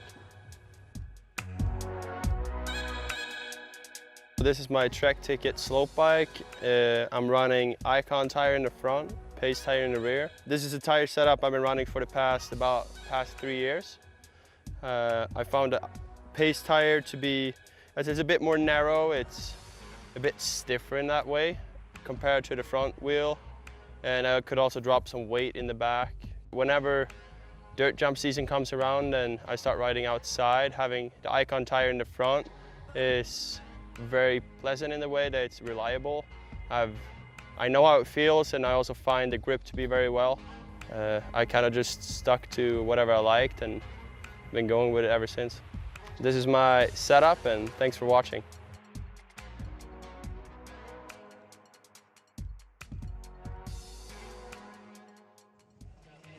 Emil Johansson there with the Maxxis bike check.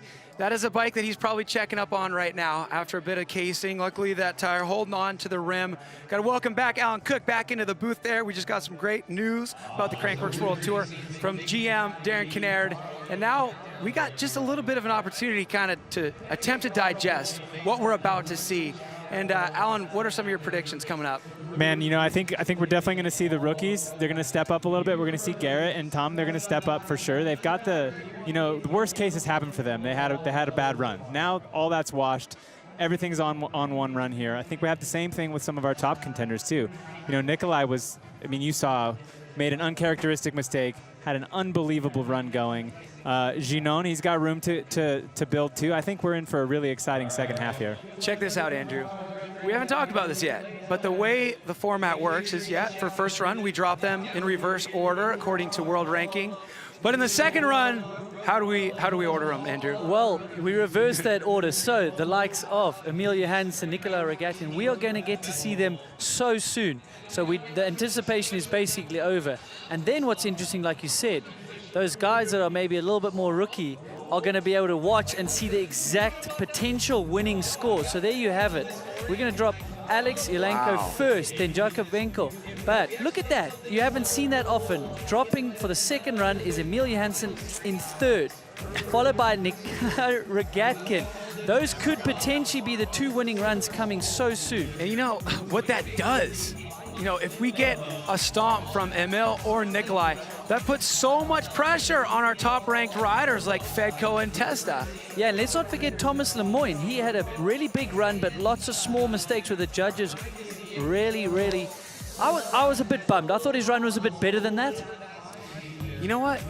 If you were to kind of, you know, insider trading, try to fabricate or maybe just script a fictional slopestyle contest to build the most anticipation and excitement for the second run, you would have the first runs be exactly that way. You know, I think you would. If there was some insider trading going, it's not nice for those riders to have to go down and do a run after crashing in their first one, but I would love to see those guys forced to do a second run. What we typically see when you know, some of our highest ranked riders happen to land their first run is we'll see them stay at the top through the whole lineup. And then what do they do for their final run when they already won the contest? They'll drop in, do one for the fans, which is great. It's feel good. But we're going to see some pressure cooker scenarios in these second runs. Definitely. It's one of the unique things with this slopestyle format, re-racking after the first rounds. Because as you're saying, if you're in the lead and you're the last guy to go, that's a huge mental advantage. You're in the spot you need to be in. In this situation where we're at, we have our highest ranked riders not with fully clean runs. So the pressure's on. They're up there, they're getting ready, and they're going to have to wait out and see what their competitors are going to do in their second runs. One guy in the lineup who is sitting pretty, he did everything right in preparation and executed right on time, is Eric Fedco. He's from Germany. He loves Austria. It's close by. He knows how to spend a good time. So let's take a look at how Eric Fedco spends his free time here in Innsbruck, Austria.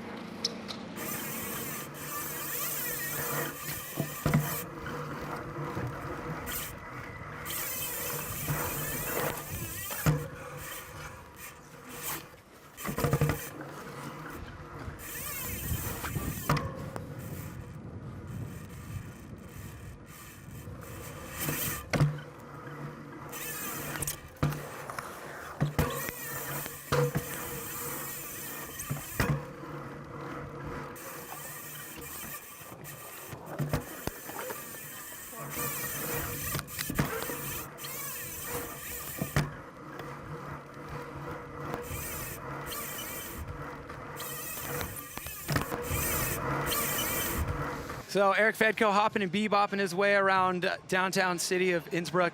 And it's so wild, like the spectrum you have here. You've got the mountains, you're up here riding the trails, but also it's like a legit big city right there. This place is so unique. Another thing that's unique is to see Nikolai Regatkin dropping super early in the second runs. Let's take this opportunity to look back at the big mistake he had on the fourth feature of the course, going for that triple tail whip. Let's roll some replay. Yeah, leading into this, he was doing some big tricks. So what you can see here is you want to pay attention to this foot right here. He just barely kicked the frame as he was coming around, kicked the front wheel, and that stops the circle that he's trying to do. You do a circle with your handlebars to get those tail whips to keep going and get that momentum. And unfortunately, I think his hands got a little bit ahead of the circle he was creating and got a little interference with his foot. You can see right there, he's jumping off, and now there's nothing he can do. He's got the parachute out. He's just trying to find a nice, soft place to land. And here you go right here, coming in onto his knee pads. He knows where those pads are. Oh, I love that.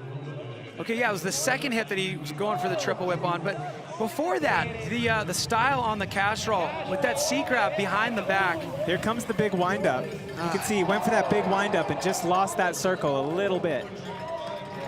So based on the way he tail ups, that would be a top side here. You know, when you're doing a downside tail up, meaning that you're tail upping less than full 360 because you're going, you know, on the left hip if you're tail upping clockwise, you kind of set your arms way up here. You just kick down. But he's going this way, so he's got to get, you know, comfort level is over here for that tail up, but he's got to bring it that much more exaggerated around because of the angle of that jump. And, you know, maybe if it was one tail up he was going for, he'd take a second to set up and get there, but thinking all the way down to the bottom of the course of what trick he wants to do to finish his run, everything's happening so fast. Yeah, I mean, that's the thing. In order to get 3 tail whips out, you got to kick it hard. You got to snap off the lip and get the bike moving really fast, and it seems like maybe he just got a little ahead of that, a little excited, but I don't know. I feel like if anybody's going to do it, and it's going to be Nikolai. Will Nikolai pull his run? Will Emil pull their run?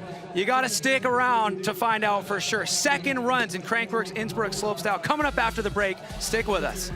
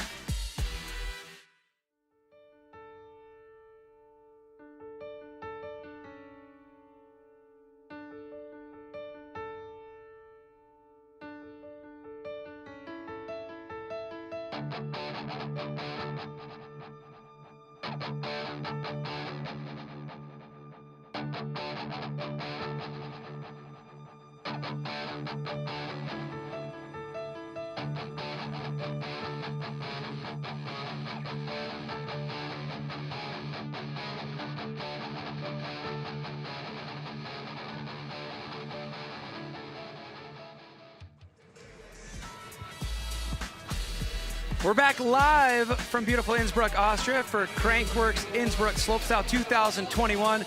And after that short break, I don't really know what to feel. We had like piano elevator music with like distorted guitar genting. Like I don't know what to feel right now. We have crazy slopestyle action coming up. I don't know what to do with my hands.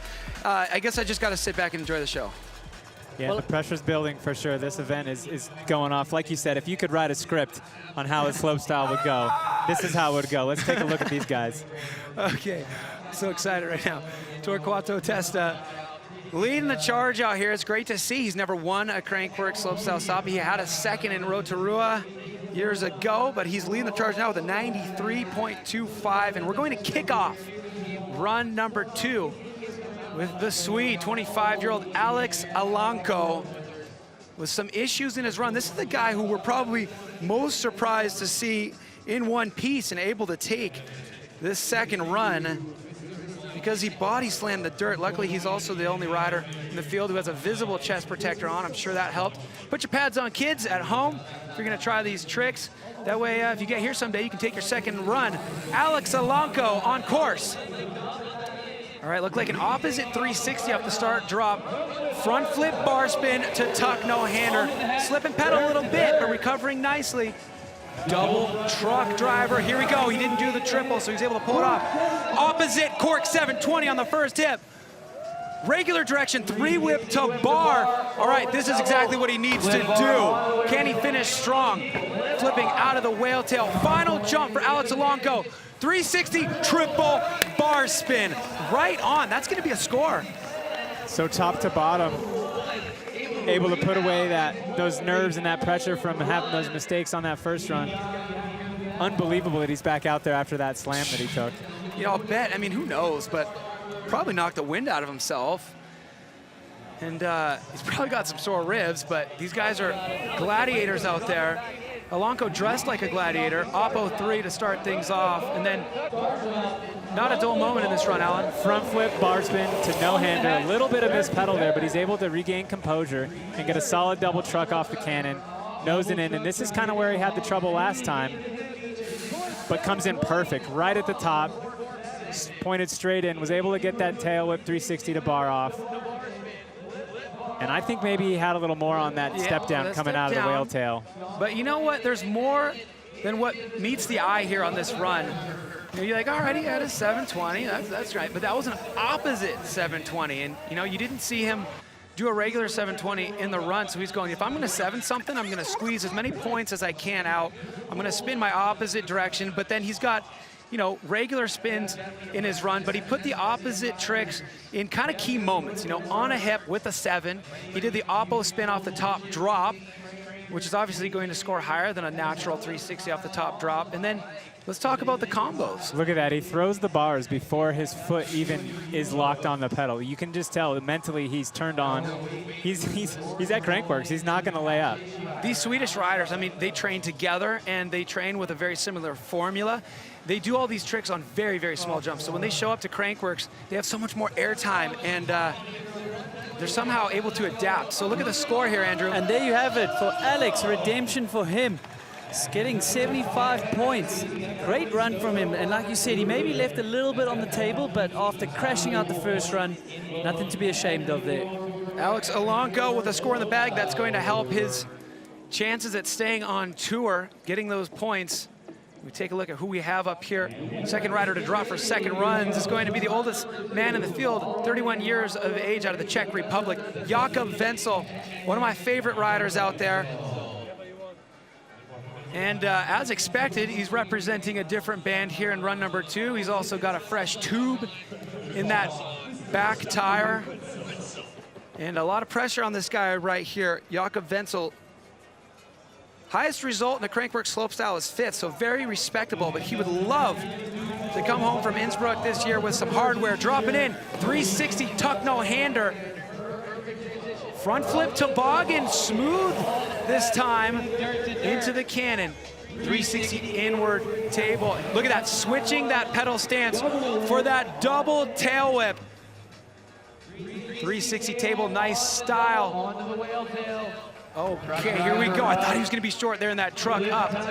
Backflip tuck no-hander down into the money booter. Oh gosh, just a straight backflip. That is not going to help his score. Great to see him get T to B, but he needed something bigger on that last jump and he knows it. Yeah, he's definitely not happy with that run. Couple little slip-ups, slips of the pedal. I've noticed a few people out there today having slipped pedals. I think it really comes down to the size of these jumps. These guys are coming from so high in the air. It's a big impact when they come down. Let's see how his run starts off. Super nice, tuck no-handed 3 in. Got that big front flip toboggan. Not something that we see that often, but then you see his head bang really hard. That's showing that hard landing. Watch his pedal stance, Alan, look at this.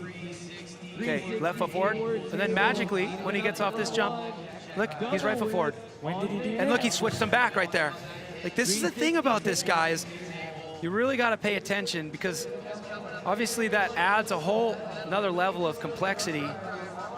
Yeah, it's technical on top of technical, isn't it, Cam? So he does tail ups both ways, but it's easier to tail up kicking with your back foot. So depending on which direction he's going to tail up, he adjusts his pedal stance. There we go, notice that right pedal is forward, allowing him to catch front foot, kick with back foot. Then watch this, here we go, before the next feature. No, magically his left foot forward in this next feature. I know you've done tails both ways, Cam. What was your technique? Would you switch pedals? You keep it the same? I always leave the same stance. I would just, when I'm kicking with my front foot, I would just bring it back, kick off the chainstay. How about you? Yeah, very, very similar. I didn't do the switch foot thing. I mean, no. I can think of a couple of times getting confused on which way I had planned to kick it, but I can't imagine trying to throw in the switching of the feet. No, it's so complex. There's some BMX riders who do it, but Jakob's kind of the only guy we see in the Crankworx World Tour doing it. And, I'm not surprised that you and I tail up opposite the same way, because I'm pretty sure I learned from watching Expendable Youth, but that's beside the point. We're waiting for how many points Jakob Vencil is going to earn with this run. So judges came in, he started into 12th. You can see visually disappointment from him, but the oldest man in the field, not the cleanest run, but like Alan said, some of the jumps, they're going so deep, it blows their feet off. I think we need to strap ourselves in. Look at those amazing views, but our next rider. What's up? Strap yourself in. Fasten those seatbelts. You could just be about to witness the winning run here. Oh boy, here we go. This is why we tune in, slopestyle fans. It's moments like this. We don't see circumstances like this very often, but when we do, we don't blink. And Emil here defending his win last year. He's got that confidence on his side, but he's going a little earlier in the run than he would hope. So we talked to him earlier. I said, how you doing? He said, good, I got quite the run plan. So here we go. Last opportunity here for Emil Johansson. Can he make it 4 slopestyles in a row? Front flip, bar spin to tuck, no hander, similar to what he did last year. Can he get this double down? 360 double downside tail. Here's where he threw it away in the first run. 360 windshield wiper, straight to pedals, landing high. Clean, is this gonna be the winning run? Opposite 3-whip to table. Here we go. Opposite 3 double down whip up. Wow, he's balancing things out. Truck to down whip down. Last jump. No way. Opposite 360 bar spin to downside whip. Come on. Did we just witness the winning run there? Emil Johansson delivering under pressure. Yes. And there it was. You can see that was everything he had planned. He landed that last jump and all the emotion just came right out of him. All the build-up, just getting to this event, blowing it on the first run, and then sticking it early in the first round. So he needs a 93.50 to lead.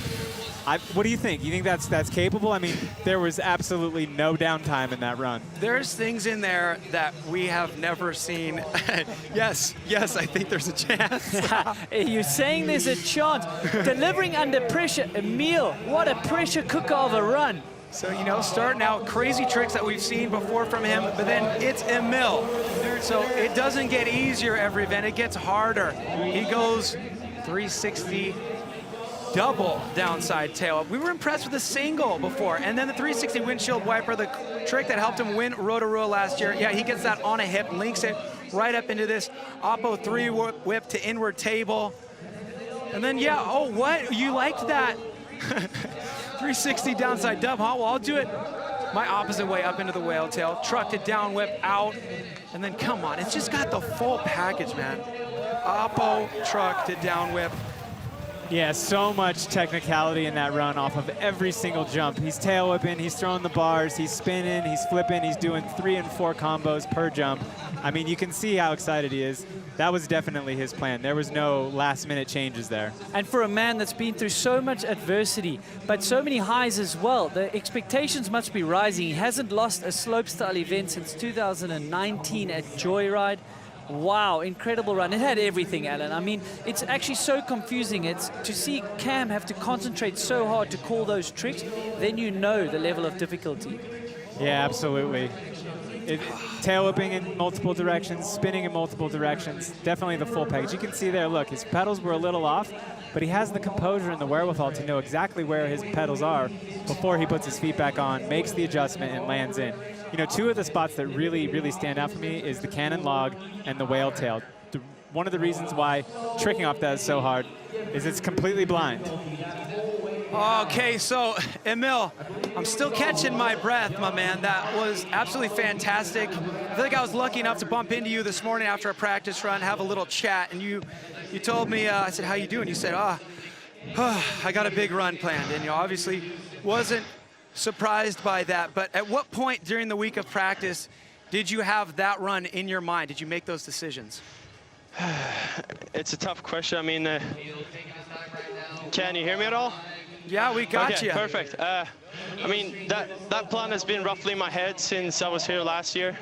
I just couldn't make it happen last year with the wind and stuff. So I've had a dream scenario of working towards this goal and including all those tricks back to back. And when I look at it, it's like, it's a lot of similar tricks. So I haven't seen that in the past. So for me, it's been a tough process knowing how that would score, you know, as it is. But to be able to fit all those back to back, the course needs to be longer for me to fit any more else or anything else really. So that, yeah, this line is a dream scenario, really. It's just, I mean, I would imagine every time we see you drop a run, we freak out because it's the best run we've ever seen. And to think that last year you had more that you wanted to do, and we're finally getting to see that now with these great circumstances. So I don't know what the score is going to be. I'm just as excited as you to find out. But I want to say, please don't swear if it's a good score. I'm getting it. Okay, I got it. Emil, it's a 97.5. Check it out. First place for Emil Johansson. Congratulations, my man. A 97.5. Thank you very much. No swears, just a nice thank you very much. Yeah, I'll clean up. Congratulations. Thank you. You don't usually get to sit back and watch the rest of the show, but I hope you enjoy it. Thank you very much. It's going to be good. Nerve-wracking. Absolutely, man. Go get a good seat, and we'll move on to the next rider. Congrats. Let's see if anybody can top that. We'll see. It's going to perfect conditions, so hoping for the best for everyone. It's on. That's the spirit of slopestyle right there from Emil. Thank you so much for that big show. Let's take a look back at this run, guys. I mean, there's a lot to absorb from this, and luckily we've got some magic in the form of very fancy cameras that go slow motion. So let's do it. Maybe you can help us set the tone. Which way is his regular way? Is he spinning towards his front foot or his back foot? So he spins toward his back foot. So left, so counterclockwise is his natural way to spin a 360, and counterclockwise is his natural way to spin a tail whip. So when you see him doing either of those clockwise, you know that's opposite. And yeah, these are the kind of runs that, you know, we sit back at the hotel and we just watch over and over again to just try to wrap our minds around it, because his opposite tricks look so much like regular. Yeah, and you could see that all come out. And he was talking about how he was thinking about this run for over a year. And last year, if I'm not mistaken, he won the event. So he's had a whole year to think about the run that he wanted, even though he won the event. And that's just the spirit of this event, right? These guys are out here pushing the limits for themselves, pushing each other, and just elevating the sport. So in the history of slopestyle, we have all these head-to-head battles that emerge. Right now, the biggest rivalry in the sport is the man we just saw, Emil Johansson, and the man we're about to see soon, Nikolai Regatkin. We caught up with Nikolai about his competitor, and this is what he had to say. Have a listen. Emil is honestly one of the most impressive riders any of us have seen come onto slopestyle in a long time, ever maybe. I mean, his confidence level combined with his riding skills is just crazy. So I think he's here, and he's here to stay, and it's going to be hard to take him off that top spot. I definitely got to put on some Showtime tricks if I want any hope of taking him off the top spot. He's hard to beat, but it's what it takes these days. Nikolai always has those Showtime tricks, as he puts it, that get the crowd going. That's what he is fueled by. You know what else he's fueled by is downtime. This guy, I mean, this is his drug right here, being in front of the slopestyle fans and making them scream. He hasn't been able to do that in a long time, but, you know, because of COVID. So guess what he's been doing? He's been home, he's been practicing, he's been analyzing what the holes are in his runs. He knows what his strengths are, everybody does. But he's went, you know, fine-tooth comb and figured out what the weaknesses are, and he's brushed up on those. We've been watching this on Instagram. Yeah, and let's not forget, he is the winningest rider here in Innsbruck, only crashing out in 2019, missing 2020. So we know he's hungry, we know he's motivated. He thrives off the crowd, so it's great that we got a limited crowd off here. So two things that he thrives on. He thrives on the crowd and the way they react to his runs, but he also thrives on the success of his competitors, and we see evidence of that right here. This was Nikolai celebrating after Emil's score was revealed, a 97.5. He learned that's what he has to beat. He says, bravo, good show, my man. I'm gonna bring it. All right, this is one of the most highly anticipated moments we could even imagine in slopestyle competition. Nikolai Regatkin, the winningest rider on this Crankworx Innsbruck course. He won in 2017, 2018, the first 2 years we had it. He crashed out in 2018. Sorry, he won in 2017, 2018. He crashed out in 2019. Wasn't able to come here last year, but every time he has landed a run here, he has won. If there's a man that can do it, it's him, Nikolai Regatkin. Big flip on the drop in. There it is, that 1080. Gets the twister absolutely dialed. He's in. Here we go. 3-whip on the cannon, clean. Gets that cash roll, seat grab behind the back. He's got great lineup here. Bread and butter. Going for the double whip, good call. He's got big tricks planned for the bottom of this course. Front flip into the whale tail. Cork 7 down. What do we have here? Here we go. An opposite cash roll, and he lands it! Oh, he lands it. Nikolai Regatkin delivers under pressure. Unbelievable. Opposite cash roll. He pulled that in practice just before and was screaming just as excited. He's been working on that trick for over 2 years, and it all comes together in the heat of the moment, nonetheless. Look at the camaraderie from these two. Rivals, but wanting the best for each other. Huge run under pressure. Both these riders, that's why they are champions. If you were ever to criticize Nikolai Regatkin, despite... When you land, dude, it's been a year since I've Listen, you gotta hear this. You gotta hear this. He just loves this. Said it's been a year since he's had this feeling. It's what he lives for. That's what I'm saying. The celebration. The celly, yeah. He lives for it. He's back. I didn't want to jinx him at all, but he did actually have a little bit of trouble getting into the country. He was a day late, missed a full day of practice, but that did not slow him down. And look at this twister on the first set. No hesitation. How many people are doing that trick? I mean, there's a few doing it, but not as consistent as Nikolai, and in clutch spots of the course. The biggest jump on the course, which also happens to be a dirt-to-dirt double, means it's a little bit more technical. Talked about technicality. You know, he was linking that cash roll seat grab his regular direction. And he cleaned it up. He got that double tail up there. And you know the thing that he really wanted to do is show that not only did he learn an opposite rotation, which is something we've never seen him do, but the first time he debuts an oppo, it's a cash roll, which is like unthinkable. You would think he would debut an opposite 360, and you see him spin into the right on a front cork 7. And would you say there was more variety in his run than we usually see out of Nikolai?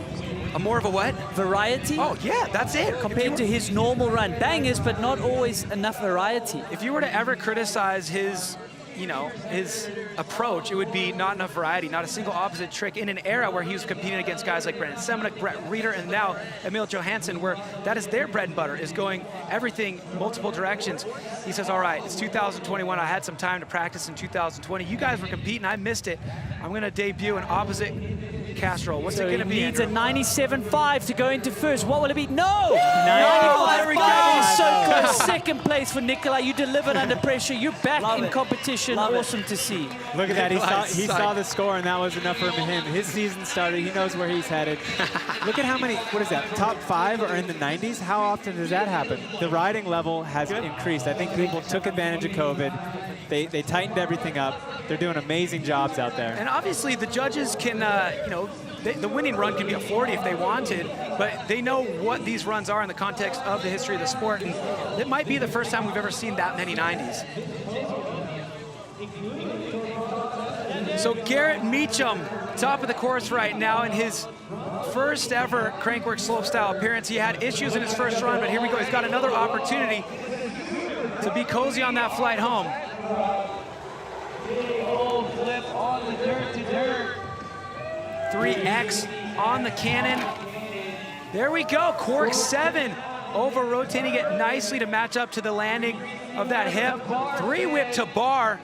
Getting techie, double whip up. All right, he's definitely up in the limits.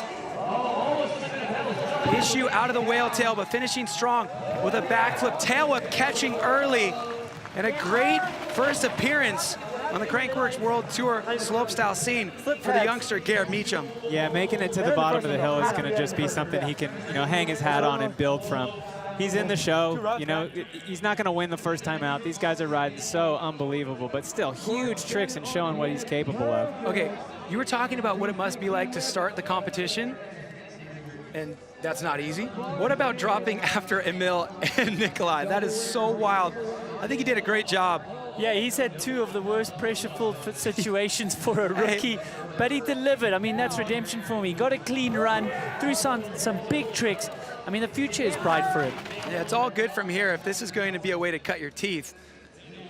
Well, every time you feel pressure after this, you can say, well, remember that time I dropped in first at Crankworx? Oh, and then I had to follow up 2 of the biggest runs in Crankworx history. 3-whip to bar, perfection. Welcome to the big leagues, right? Yeah. 3 Americans in the field out here today, which is great to see. It's been a long time since we've been represented on that level. No Canadians in the field, which I feel like potentially that's maybe never happened, except for obviously last year when North America couldn't travel here. Let's get beers. He's thirsty. I love how we just happened to be not talking right then. It's hot out there. He's thirsty. He's thirsty. Needs a recovery beverage. There's so much pressure and anticipation for these guys. We all know half of them are going to let loose tonight. You've earned it, Garrett. What a great ride. Delivering when there was a lot of pressure on your shoulders for a rookie. I think this saying goes, win or lose, you're on the booze. I like it. All right. Back to action here. I'm pretty sure we're going to see David Lieb. Yeah, it looks like that's who we have loaded up in the gate here. David Lieb, another rider who is right in the middle of his first Crankworx Slopestyle appearance. Similar amount of pressure on him as Garrett Meacham. I know they traveled together. Alan, you said you were on the same plane. Yeah, we traveled over together also. Yeah, Garrett and David here. You know, both guys coming into this event as a huge opportunity. Let's see what David's got here. Starting off really strong. Yeah, front flip bar, following up that flat drop flip. Here we go, flip bar off of the cannon. Clean double tail connecting high to that landing right into this cork 720 natural direction into an opposite. Oh, truck driver variation gone wrong. Yeah, the bar's got a little weird on him going up there. That one's gonna hurt. You don't slide too well on wood, but he's okay. Now he's stuck on the whale. That's the hard part. That's the worst part about crashing there, getting down. But first time at Crankworx Slopestyle for him, David Lieb wishing for a few better runs, but you know what? He's healthy, and he just got to witness one of the craziest slopestyle events that have ever been. And he's in the big show, you know, he's going to figure it out. He's going to be back at the next one. You know, the crazy thing to think is we were talking about this right before his first run is he has beaten Nikolai Regatkin before at Highland Mountain Bike Park in New Hampshire during the Fox US Open.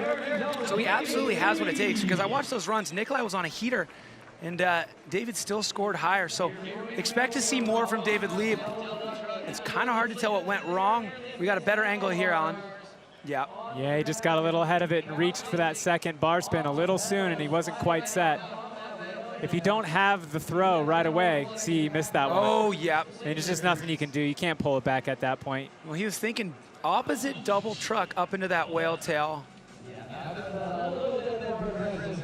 So we look forward to seeing David Lieb, hopefully later on in BC, now that we just found out there's a slopestyle contest happening in BC before we go back down to New Zealand in November.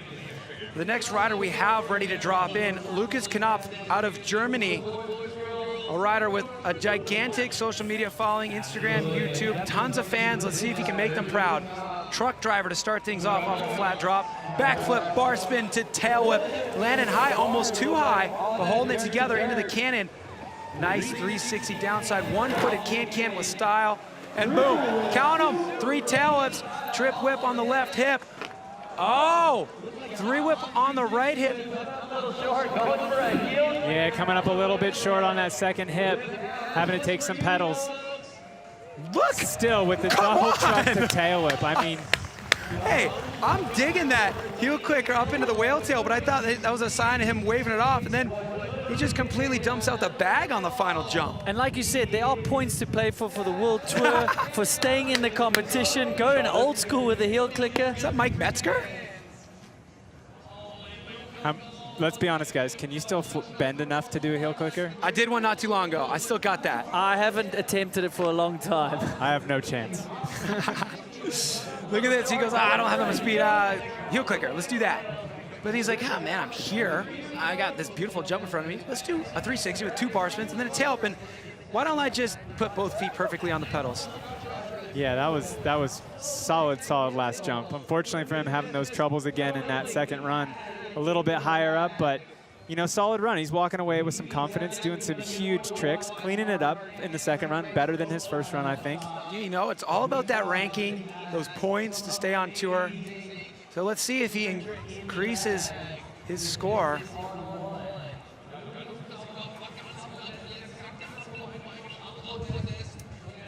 They're in. He has increased at 75.25, slots him into 11th. Good show from Lucas Knopf right there.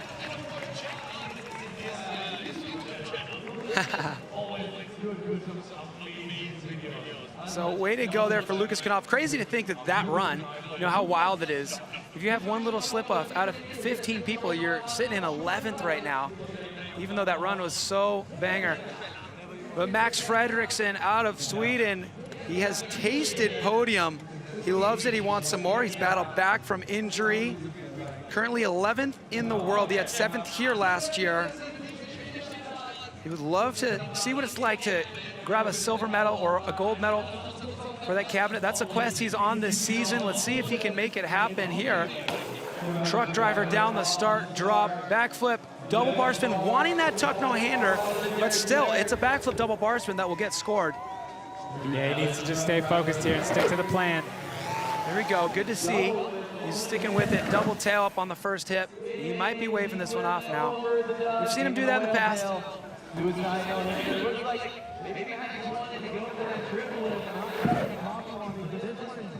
So Max will stick with that first run score. I mean, if you're walking away, it's a win, right? He had a really good first run, too. Yeah, and after his injuries as well. 10 years since he stepped onto international scene here for slopestyle, Max Fredriksson. So not going to trouble the judges there for his second run, sticking with his first run. Yeah, picking up a new bike sponsor in the offseason. So, you know, he's out here, he's representing. Everyone's going to be stoked. Another rider who's very present on YouTube. You can see all the behind the scenes of his experience here at Innsbruck on his channel. But yeah, it's good to see him picking up that new ride. And you know, he's so on point. This guy trains harder than anybody. He's at the gym 6 days a week. He gives himself 1 day to rest. He's very generous to himself, that whole day to rest. But he's training harder than anybody out there, and you know, he's got a very high standard for himself. He knows he stomped a pretty good run in the first go, so he's not going to beat that here. So he's just sticking with that first run score.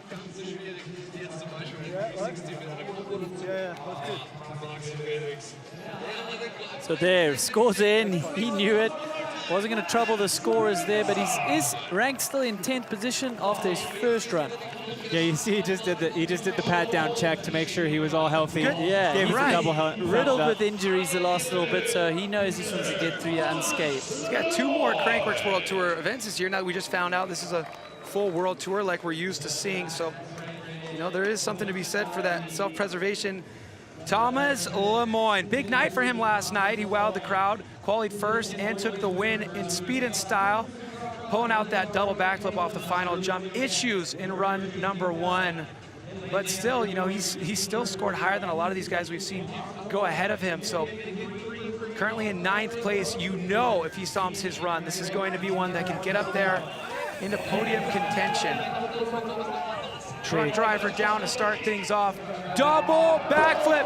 Oh, come on. Oh, darn. There goes my medal predictor. Yeah, just comes up a little bit short on that double flip. I mean, such a move on the first jump to go for a double flip. We saw him last night surprise himself and us with a double flip to take the win in speed and style.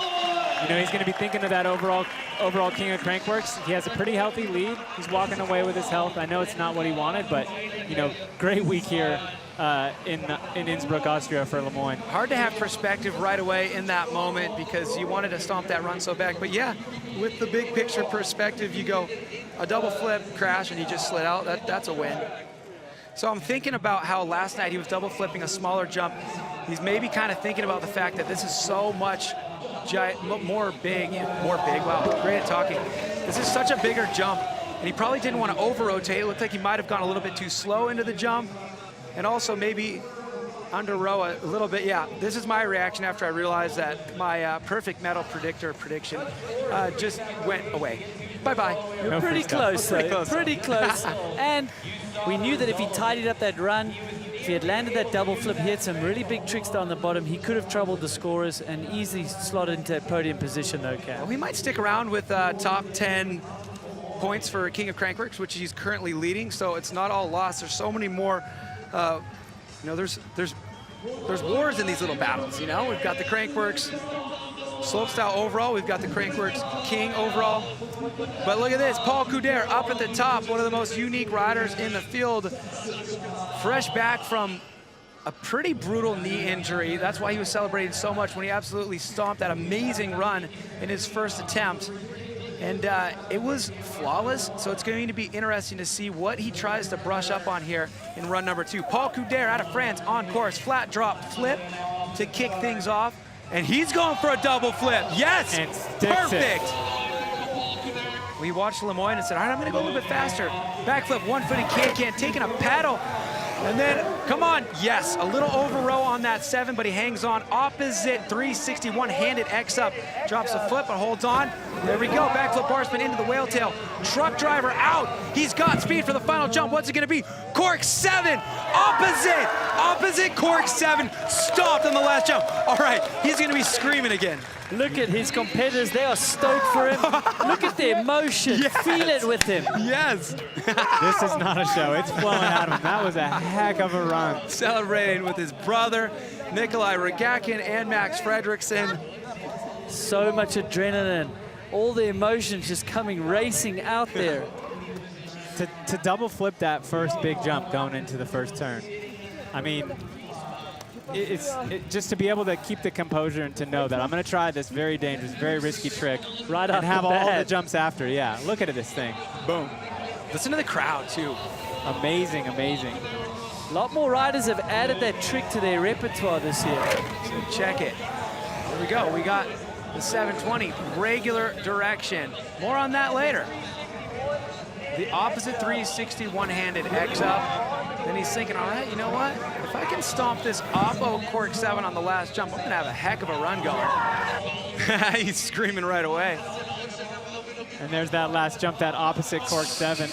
He landed it. He couldn't have landed it any smoother. No, it was perfect. Pretty much the whole way. He had one little mistake, almost missed the bar there, slipped a pedal, but kept his composure straight on. Whale tails right after. You got no options. Yeah. And based on how they scored Lemoyne's first run, really docking for those pedal slips, you know that's going to hurt his run, but you know, he did have that opposite 360 one-handed X up, past X up, you know. I love that. Always depends a little bit on where the judges are sitting. Sometimes you can get away with a little something. Well, no, it happened. They got the same screen we got, so okay, there's no hiding. So they know. Paul Couder, he's a daydreamer, man. He thinks up all these crazy ideas, but you know, he can't turn his brain off. He's been thinking about getting back from that knee injury, landing one run at this competition. Not only did he do that, he landed 2 runs. The big question now, will his second run score higher than his first run, and will he move up those rankings? I did a little bit of Googling in the break, and it was a tibial plateau that he fractured. Okay. So that's the base of your knee, basically. And usually it's like a 6-month to a year recovery. But I'm pretty sure that was only months ago. He's already back at it. Perpetual line stepper. This is what you're going to do. And he's like, yeah, we'll see about that.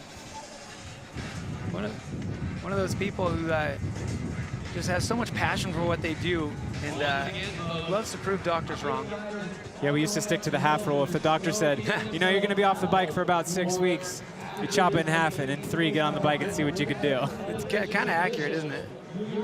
No, I mean, kids, listen to your doctors. Yeah. Do your homework, listen to your doctor. I heard that back in my head. I was like, wait, that's bad information. All right, scores are in, Andrew. And he jumps up. He jumps into 6 for him. 88.75. Great run for him. Improves on his first score by 8 3/4 full points. That was quite the step up. So he tightened it up. Well, that's great to hear. He's 8th in the world now, and he finished higher than his world ranking, or he's sitting higher than his world ranking right now. Yeah, it'll be good for his world ranking points, good for, you know, building onto the rest of the season, which we've obviously heard is going to be a full season. Yeah, that's great news. Hey, another piece of great news. We got Tommy G one of our favorite riders out there, a lot of the riders' favorite rider. He's currently sitting in 8th place, and with the list of accolades he has attached to his name in the sport of slopestyle mountain biking, he's going to try to better that score. Currently good enough for 8th place. He has 8 Crankworx Slopestyle podiums. Let's see if he can make it 9. Opposite 360 to kick this run off. Oh, you know he wanted to crack into that trademark table. Yeah, missing his trick there. Yeah, kind of waving it off, throwing his hand in there. These guys are risking so much. Tommy G back in the mix here in slopestyle. Not wanting to risk too much, but man, this is where we're going to see the stuff that really gets the heart, right? If he's going to put on a show, I'm looking. You buying tickets to the style show from Thomas Give me a D. 3 tape. Give it to 3 Cam. tape. Oh, that's what he wanted on that first. Thank you. Cam's day is made right there. Thank you, Tommy G. There's just some things that never get old, and that is for sure one of them. That's all I wanted. That's what I asked Santa for. Well, Tommy G having a throwaway run. He'll be sticking with run number 1, but wow! Foot float Styles Friday. 4 miles. It's foot float Saturday today. Is it Friday anywhere? Some other part of the world? I don't know. A little fast plant wall ride. It doesn't matter what kind of riding this guy's doing. You know, it could be slopestyle, it could be rampage, it could be street, park. He's got everything, you know. Out there on the 29er trail bike, he's going to show you something that you're going to be fixated on. Just a classic character, well-rounded rider.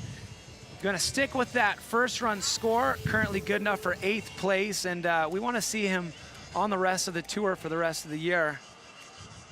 And we're just excited that there is kind of a full tour for the rest of the year. You know, it's on. Yeah, my head's already thinking like, when is that border gonna open? Yeah, no. Can I go watch that? Alrighty, Lucas Hoopert, after a show-stopping run in run number 1, score 88 that he's sitting on right now, currently good enough for 7th place. He was flawless. He kind of had some of that Thomas Lemoyne style between features, which really scores high if you can pull that off. There we go. Truck down the flat drop right into front flip bar spin on the first jump. Whoa. He's glad that landing came up when it did. 3 whip down. Smooth, perfect to pedals. Oh, come on. Wait a minute, dude, come on. We hadn't seen that yet. Alan. That was a downside tail whip backflip on the hip. That is something that was kind of invented by Jamie Bestwick on the vert ramp a lot of years ago. You can see him sort of taking that in, and it did look different right off the bat, didn't it? It's like it's got a decade vibe to it. You know, Pat Casey kind of does something similar with an extra rotation, but it's really not something we see a lot in slopestyle, and he's kind of really using the course, taking advantage of the fact that there's a hip there. We saw Brandon Semenuk dabbling with something in one of his recent video parts. I hope we get to see a full, here we go. Wow, yeah. White barrel roll. It's almost like a downside barrel roll. Look at this. He's corking. It's completely sideways, has no sight of the landing, looking for the pedals. It's like, you know, it's a flip whip. It's straight up as a flip. It's not anything more than a flip whip, but the fact that he's doing it on a hip, he gets the cork out in a really unique kind of under flip way, which makes it have this downside, you know, almost decade look to it. There's not an extra rotation like the way Pat Casey does it with the 3 flip, but I'm so down with that, and it's really great to see a young rider like that who got a great run in the first run and then just had something to experiment with to kind of push the boundaries a little bit.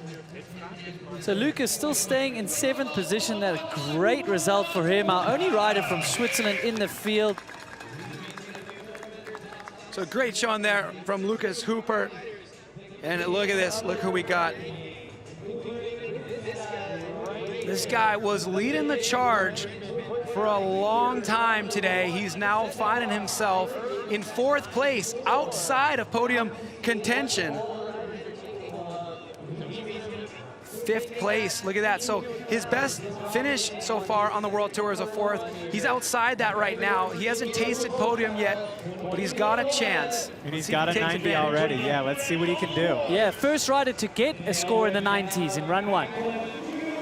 Backflip, tuck, no-hander on the first jump. Okay, well, he's happy with run number 1.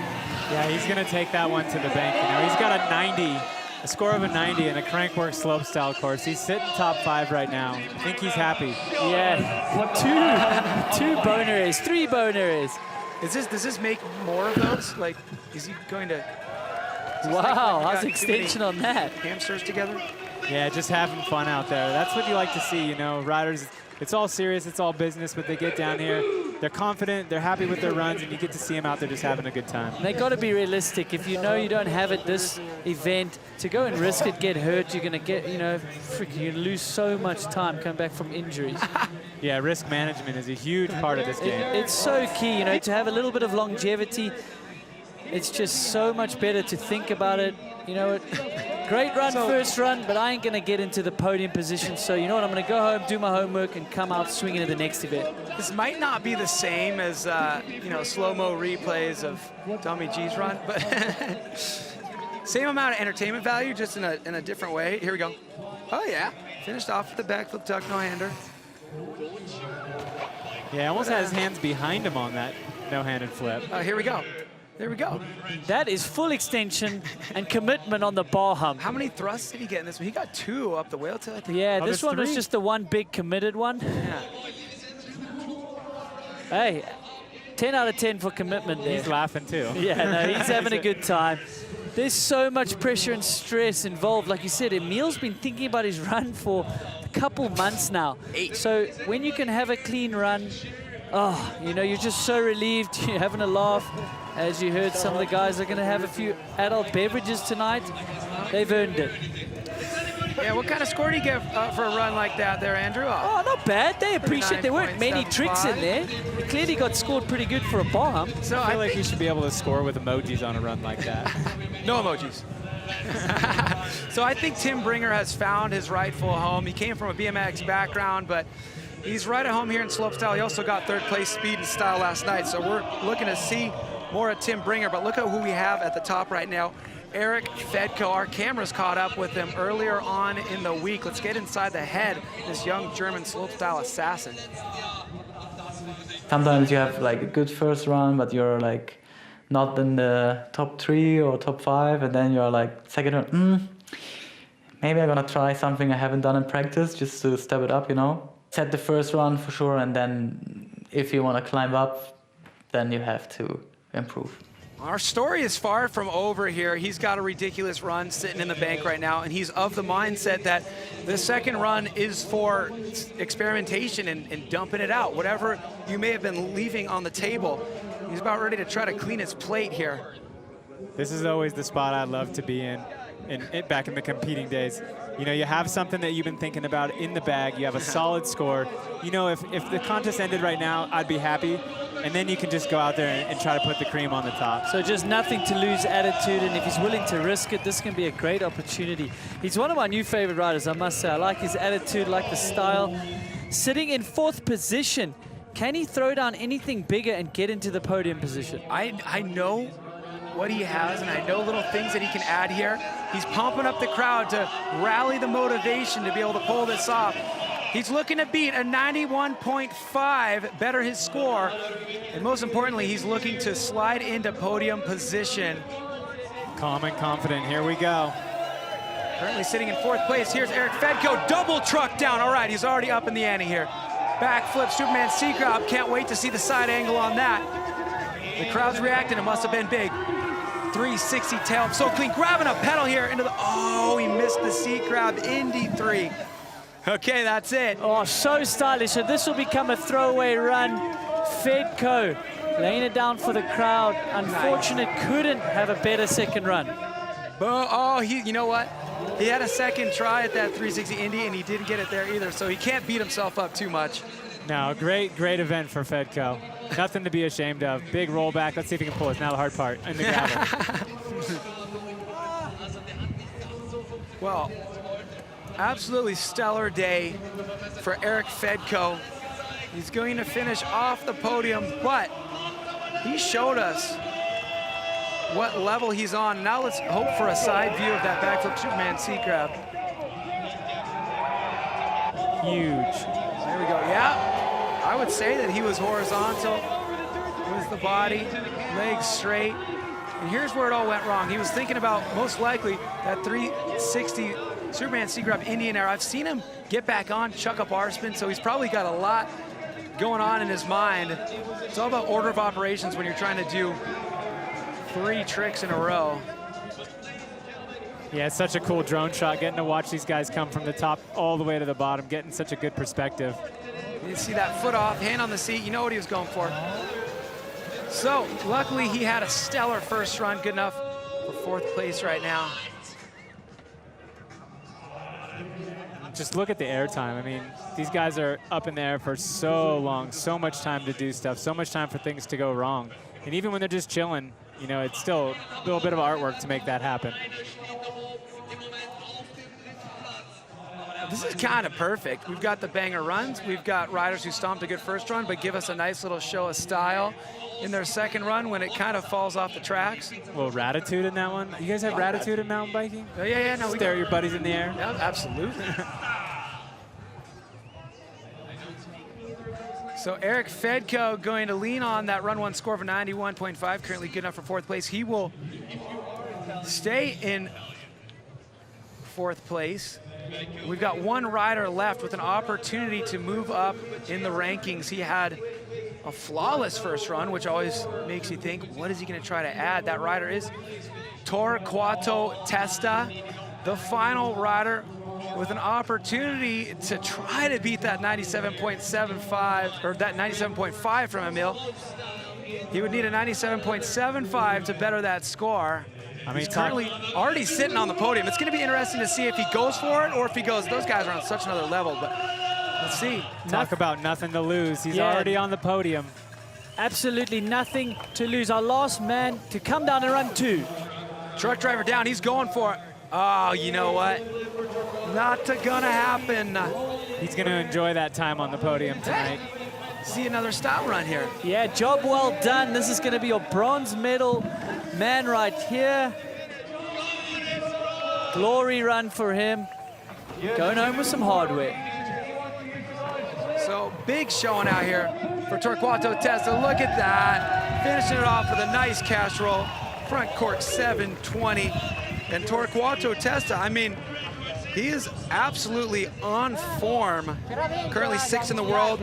He had a 2nd in Rotorua 2017. That was his only Crankworx podium. So picking up his 2nd Crankworx Slopestyle podium here in the form of a bronze medal.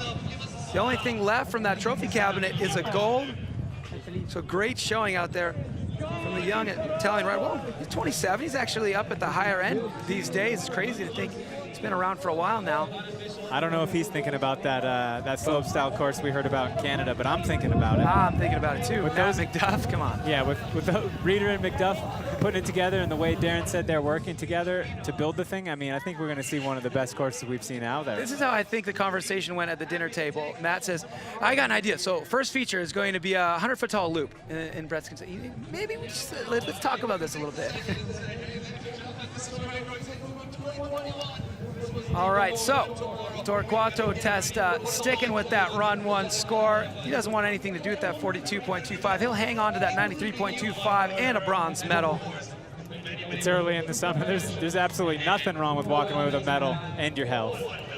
So let's look at what the final standings are for our Crankworx Innsbruck Slopestyle 2021. I had 2/3 right on my medal predictor. I was so close. You were close, but look at that. I think we just witnessed the 2 best runs in slopestyle in history. Emil Johansson at 97.5, edging out Nikolai Regatkin, also with one of the best runs we have ever seen. Torquato Testa, who we just saw, he hung on to that first run, 93.25, narrowly missing out Eric Fedco and Bringer rounding out the top 5. About 5th place, 90. That's impressive. Yeah, this contest, the level of riding was, you know, tip-top. It was nice to see that the course wasn't affected by the little bit of weather we had come through yesterday. We had a fair fight, and everybody definitely threw down their hardest runs, you could tell. Well, it's great to see. It's been a long time since we've had truly all the highest ranked riders in the world on the same course at the same time. And Emil Johansson just doing the unthinkable, winning 4 Crankworx Slopestyles in a row. Emil, I gotta ask you, man, you know, we were talking a little bit before the competition, during practice, and you said it just gets a little bit harder as we go. You know, I don't know if anybody's really done this before, where once they start winning, they don't stop. What is that pressure like, and is it mostly pressure to win, or is it mostly pressure to outdo yourself yet again? Definitely the second one. I always try to improve and move forward, and that's what drives me to be a better person every day, both on and off the bike. So with this, it's continuing the streak of wins, and I will do my best to keep it going for however long it lasts for, and yeah, that's it. Well, you've started out stronger than I think anybody else has ever started, so just keep doing what you're doing. Whatever your formula is, it's working. And how do you feel about just learning now that we've got 2 more events coming for the rest of the season? Honestly, it feels amazing knowing that there is a future beyond COVID and all these weird times that we have all been through the last year. It feels really good to be back here. We even have a small crowd, and it's awesome. So we're looking forward to BC. We're looking forward to Rotorua Rampage again this year. I'm working for it. Nice. Well, look forward to watching the rest of your season, hanging out with you at the events, and you made all these fans happy today. Good job, congratulations. Thank you very much. What a show, guys, what a show. Yeah, I mean, most slopestyle comps have everything, but I think this one really did. You know, it had so much drama with us having to wait to the second run to see Emil and Nikolai go head-to-head. Yeah, for sure. I mean, like you said, this thing was set up. Like, if we were writing the script, then this is how we would have wrote it. Really exciting all the way down to the last run. Anybody really could have taken it. And it is cool to see Emil really keep that streak going and keep it alive as we get excited into the next rounds. Ridiculous. You know, that's kind of what we were hoping to see, and the riders delivered, the conditions delivered. Beautiful day here in Crankworx Innsbruck. We're going to continue to digest this information and all this action in the post-show, so make sure you don't go away. We'll see you in a minute.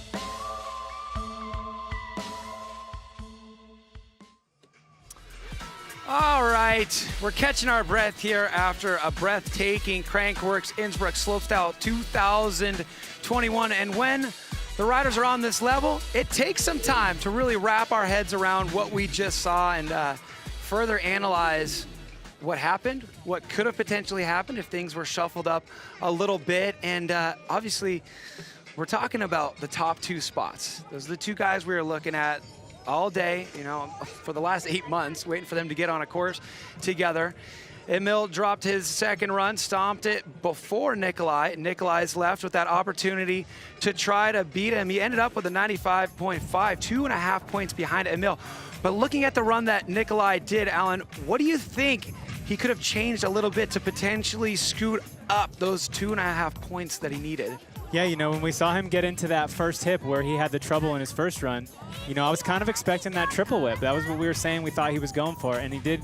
You know, can you say it's laying up doing a double tail up in the middle of that run? But we know he's capable of a triple. And then after that, he went up on the whale tail and just did a straight flip. We know he's got more than that. So it's really interesting that we know for a fact Nikolai's got more in the bag with a 95.5 score. So the season's kicked off. He's got confidence. And those slopestyle is all about decision making, you know? And those little decisions that you make, you know, they are a product of what has happened before. So they will be making future decisions based on what happened here. And I'm sure the decision to not go for the triple whip and go for the double whip was probably based on things that have happened in the past from Nikolai going, you know what? It's the first event of the season. If I just go with that double whip, I can put together this run. What he really wanted to do was show that opposite cash roll on the last jump. So I'm just really glad that he was able to make it there. So personally, I'm excited for him choosing that double whip. And I'm sure the backflip up was less of a decision and more of a, ooh, I just missed my variation.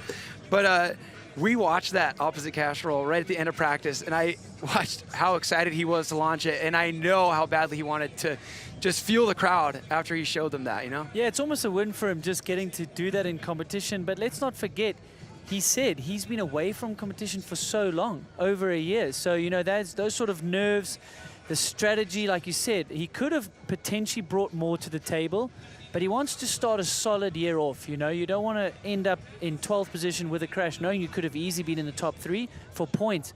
If that Triple Crown does happen, this is going to be a monumental moment.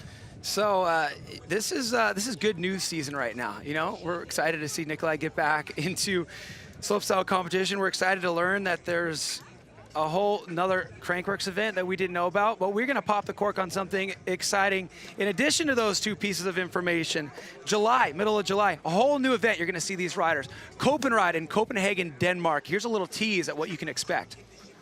He's dropping in. When they finally recognize all the speed he can muster out of that roll in the 1440, and he lands it.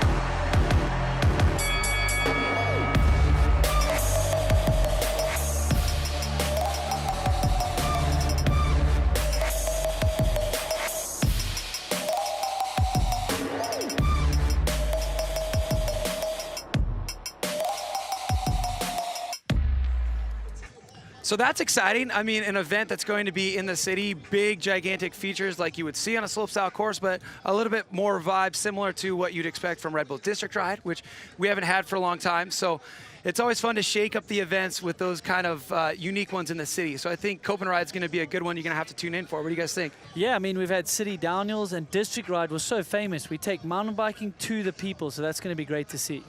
Yeah, I mean, just getting events out here, you can see the looks on these guys' faces, and they're finally letting the cats out of the bag, the things they've been working on. They're motivated. They see where they're at. They see where the competition's at. It's game on from here on. Any contest for the rest of the season is going to be hitting big. So Copenride is a competition coming up in Copenhagen, Denmark, in the city. We're kind of in the city right here. We just happen to be in the city that is situated in the mountains. Beautiful Innsbruck, Austria, 5th year here. And I had the opportunity earlier to catch up with the CEO of Innsbruck Tourism, Karen, and we learned some really exciting news about the future of the partnership between Crankworx and Innsbruck. Have a listen.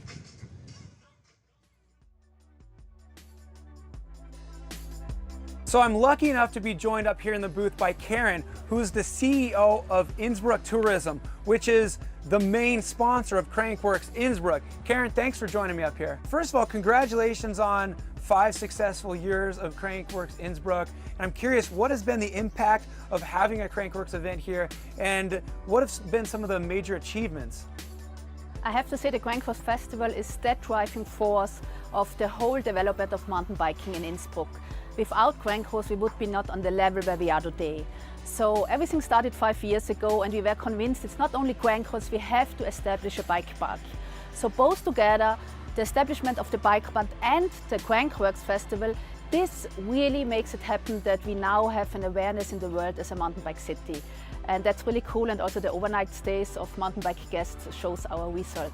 That's great. I can tell just hanging out here too, there's so many people who travel here specifically to ride, and I love it. You know, it feels like a mountain bike town. You guys have done a great job, and that makes me wonder, will I find myself back here next year? Can you maybe tip off any news for 2022? Oh, definitely next year. After 2 years after Corona, we're so much looking forward to next year. We would love to have more than 20,000 people here again. And yes, we have a contract for next year, and as far as when it comes to us, we really would love to go beyond that, another 5 years. However, I have to say the Muttermar Almbahn, which we owned before, just recently got sold to Datry Mountains Resort, but Datry Mountains Resort is here today, and they love the bike park, and I'm sure after this weekend they will also fall in love in Crankworx. So no doubts about that, we can go on beyond 2022. That is great news. I'm really excited to hear that. I'm sure a lot of people at home are excited to hear about that. Speaking of the bike park, what's new in the bike park? I've ridden the park, but I know you guys are constantly changing and building more. What's new up there? I think it would not be a bike park when you not constantly do something, no. So this year we built a jump line. Now we keep going to extending the chainless trail and the straight one trail. We have done a little bit reshaping of the dual speed and style. Good news that the dual speed and style is now open for the whole community, even after Crankworx, like the bump track. And I have a little surprise because we are planning for next year to also do a total reshaping of the slopestyle course. Whoa, no way. This is cool. I'm learning so much right now. I honestly didn't know any of that. It's so impressive that you guys have been able to pull off this event 2 times since the global pandemic. How did you pull it off? What went into making sure you could do it safely? Yes, I have to say it's maybe not the question to me, it belongs to the question of the whole organization team, but it was really a huge challenge. And I think, you know, so many sports events got cancelled the last year, and I'm so happy and so proud that we made it happen after all these really heavy and very, really the circumstances we could never saw before. So great thanks to George and his whole team to make this happen also in the Corona year, and I can guarantee in the whole world, in the whole community who is watching now, this event is really taking place on the very high standards of COVID-19 security and safety. So to the tourists out there who are looking for their next trip, they've been penned up at home for so long, they're mountain bike fans, they watch Crankworx Innsbruck. What do you say to them? I would just say come and experience even after Crankworx this wonderful city, because I think it's the best city of the combination of urban and alpine experience. We have so much to see here, and as I said, our situation to COVID-19 pretty much is relaxed now. It's coming to normal. Everything is open, all the restaurants, all the hotels, and the standard of security and safety is really high. Well, thank you so much for all that you've done in the last 5 years. Thanks for giving me these exciting updates. And I know the future is bright for the partnership between Crankworx and Innsbruck. And we got to encourage everybody out there who's enjoyed watching this event, come here for a vacation. It's a great spot that has absolutely everything.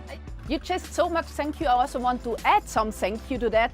I have to say a big thank you to the World Crankworx team, to Darren and his whole members and team, because 5-6 years ago we had nothing here when I was in Whistler, and they believed in us and they trusted us, and without the trust we would not stand here after 5 years. And I'm so happy that we have this anniversary, and I definitely can say there is no better city in all over Europe for Crankworx as Innsbruck. Thank you, Karen, for all those updates. I got so much news that I had no clue about before, and I gotta say I'm so excited that we'll be back here for sure next year and hopefully more years in the future. If you think you want to make a trip to Innsbruck, stop thinking about it, just doing it. So many great trails, so much to do in the city. I hope to see you here.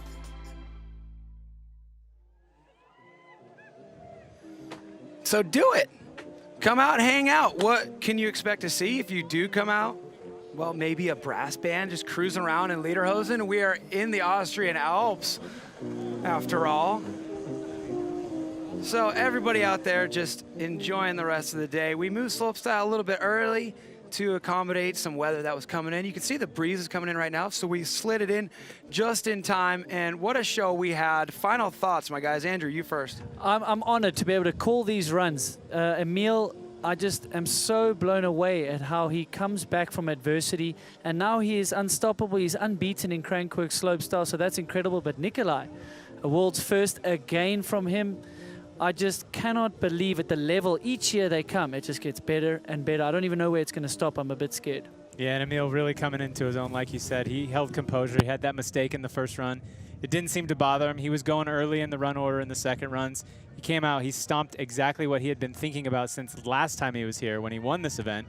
So yeah, it's just so cool to see everybody coming out and getting a good event under our belt where it was a fair fight. The weather didn't play a part. It wasn't too windy. Everyone had a fair chance. Absolutely. It's been great having both of you in the booth. I got to thank all of you for tuning in, and make sure you tune in again tomorrow for downhill. I mean, you are a former World Cup downhill racer, Andrew, so we're going to be calling that together. But Alan, you're going to get out there and compete, so good luck. Yeah, my practice has started. You know, I'm feeling like these guys now.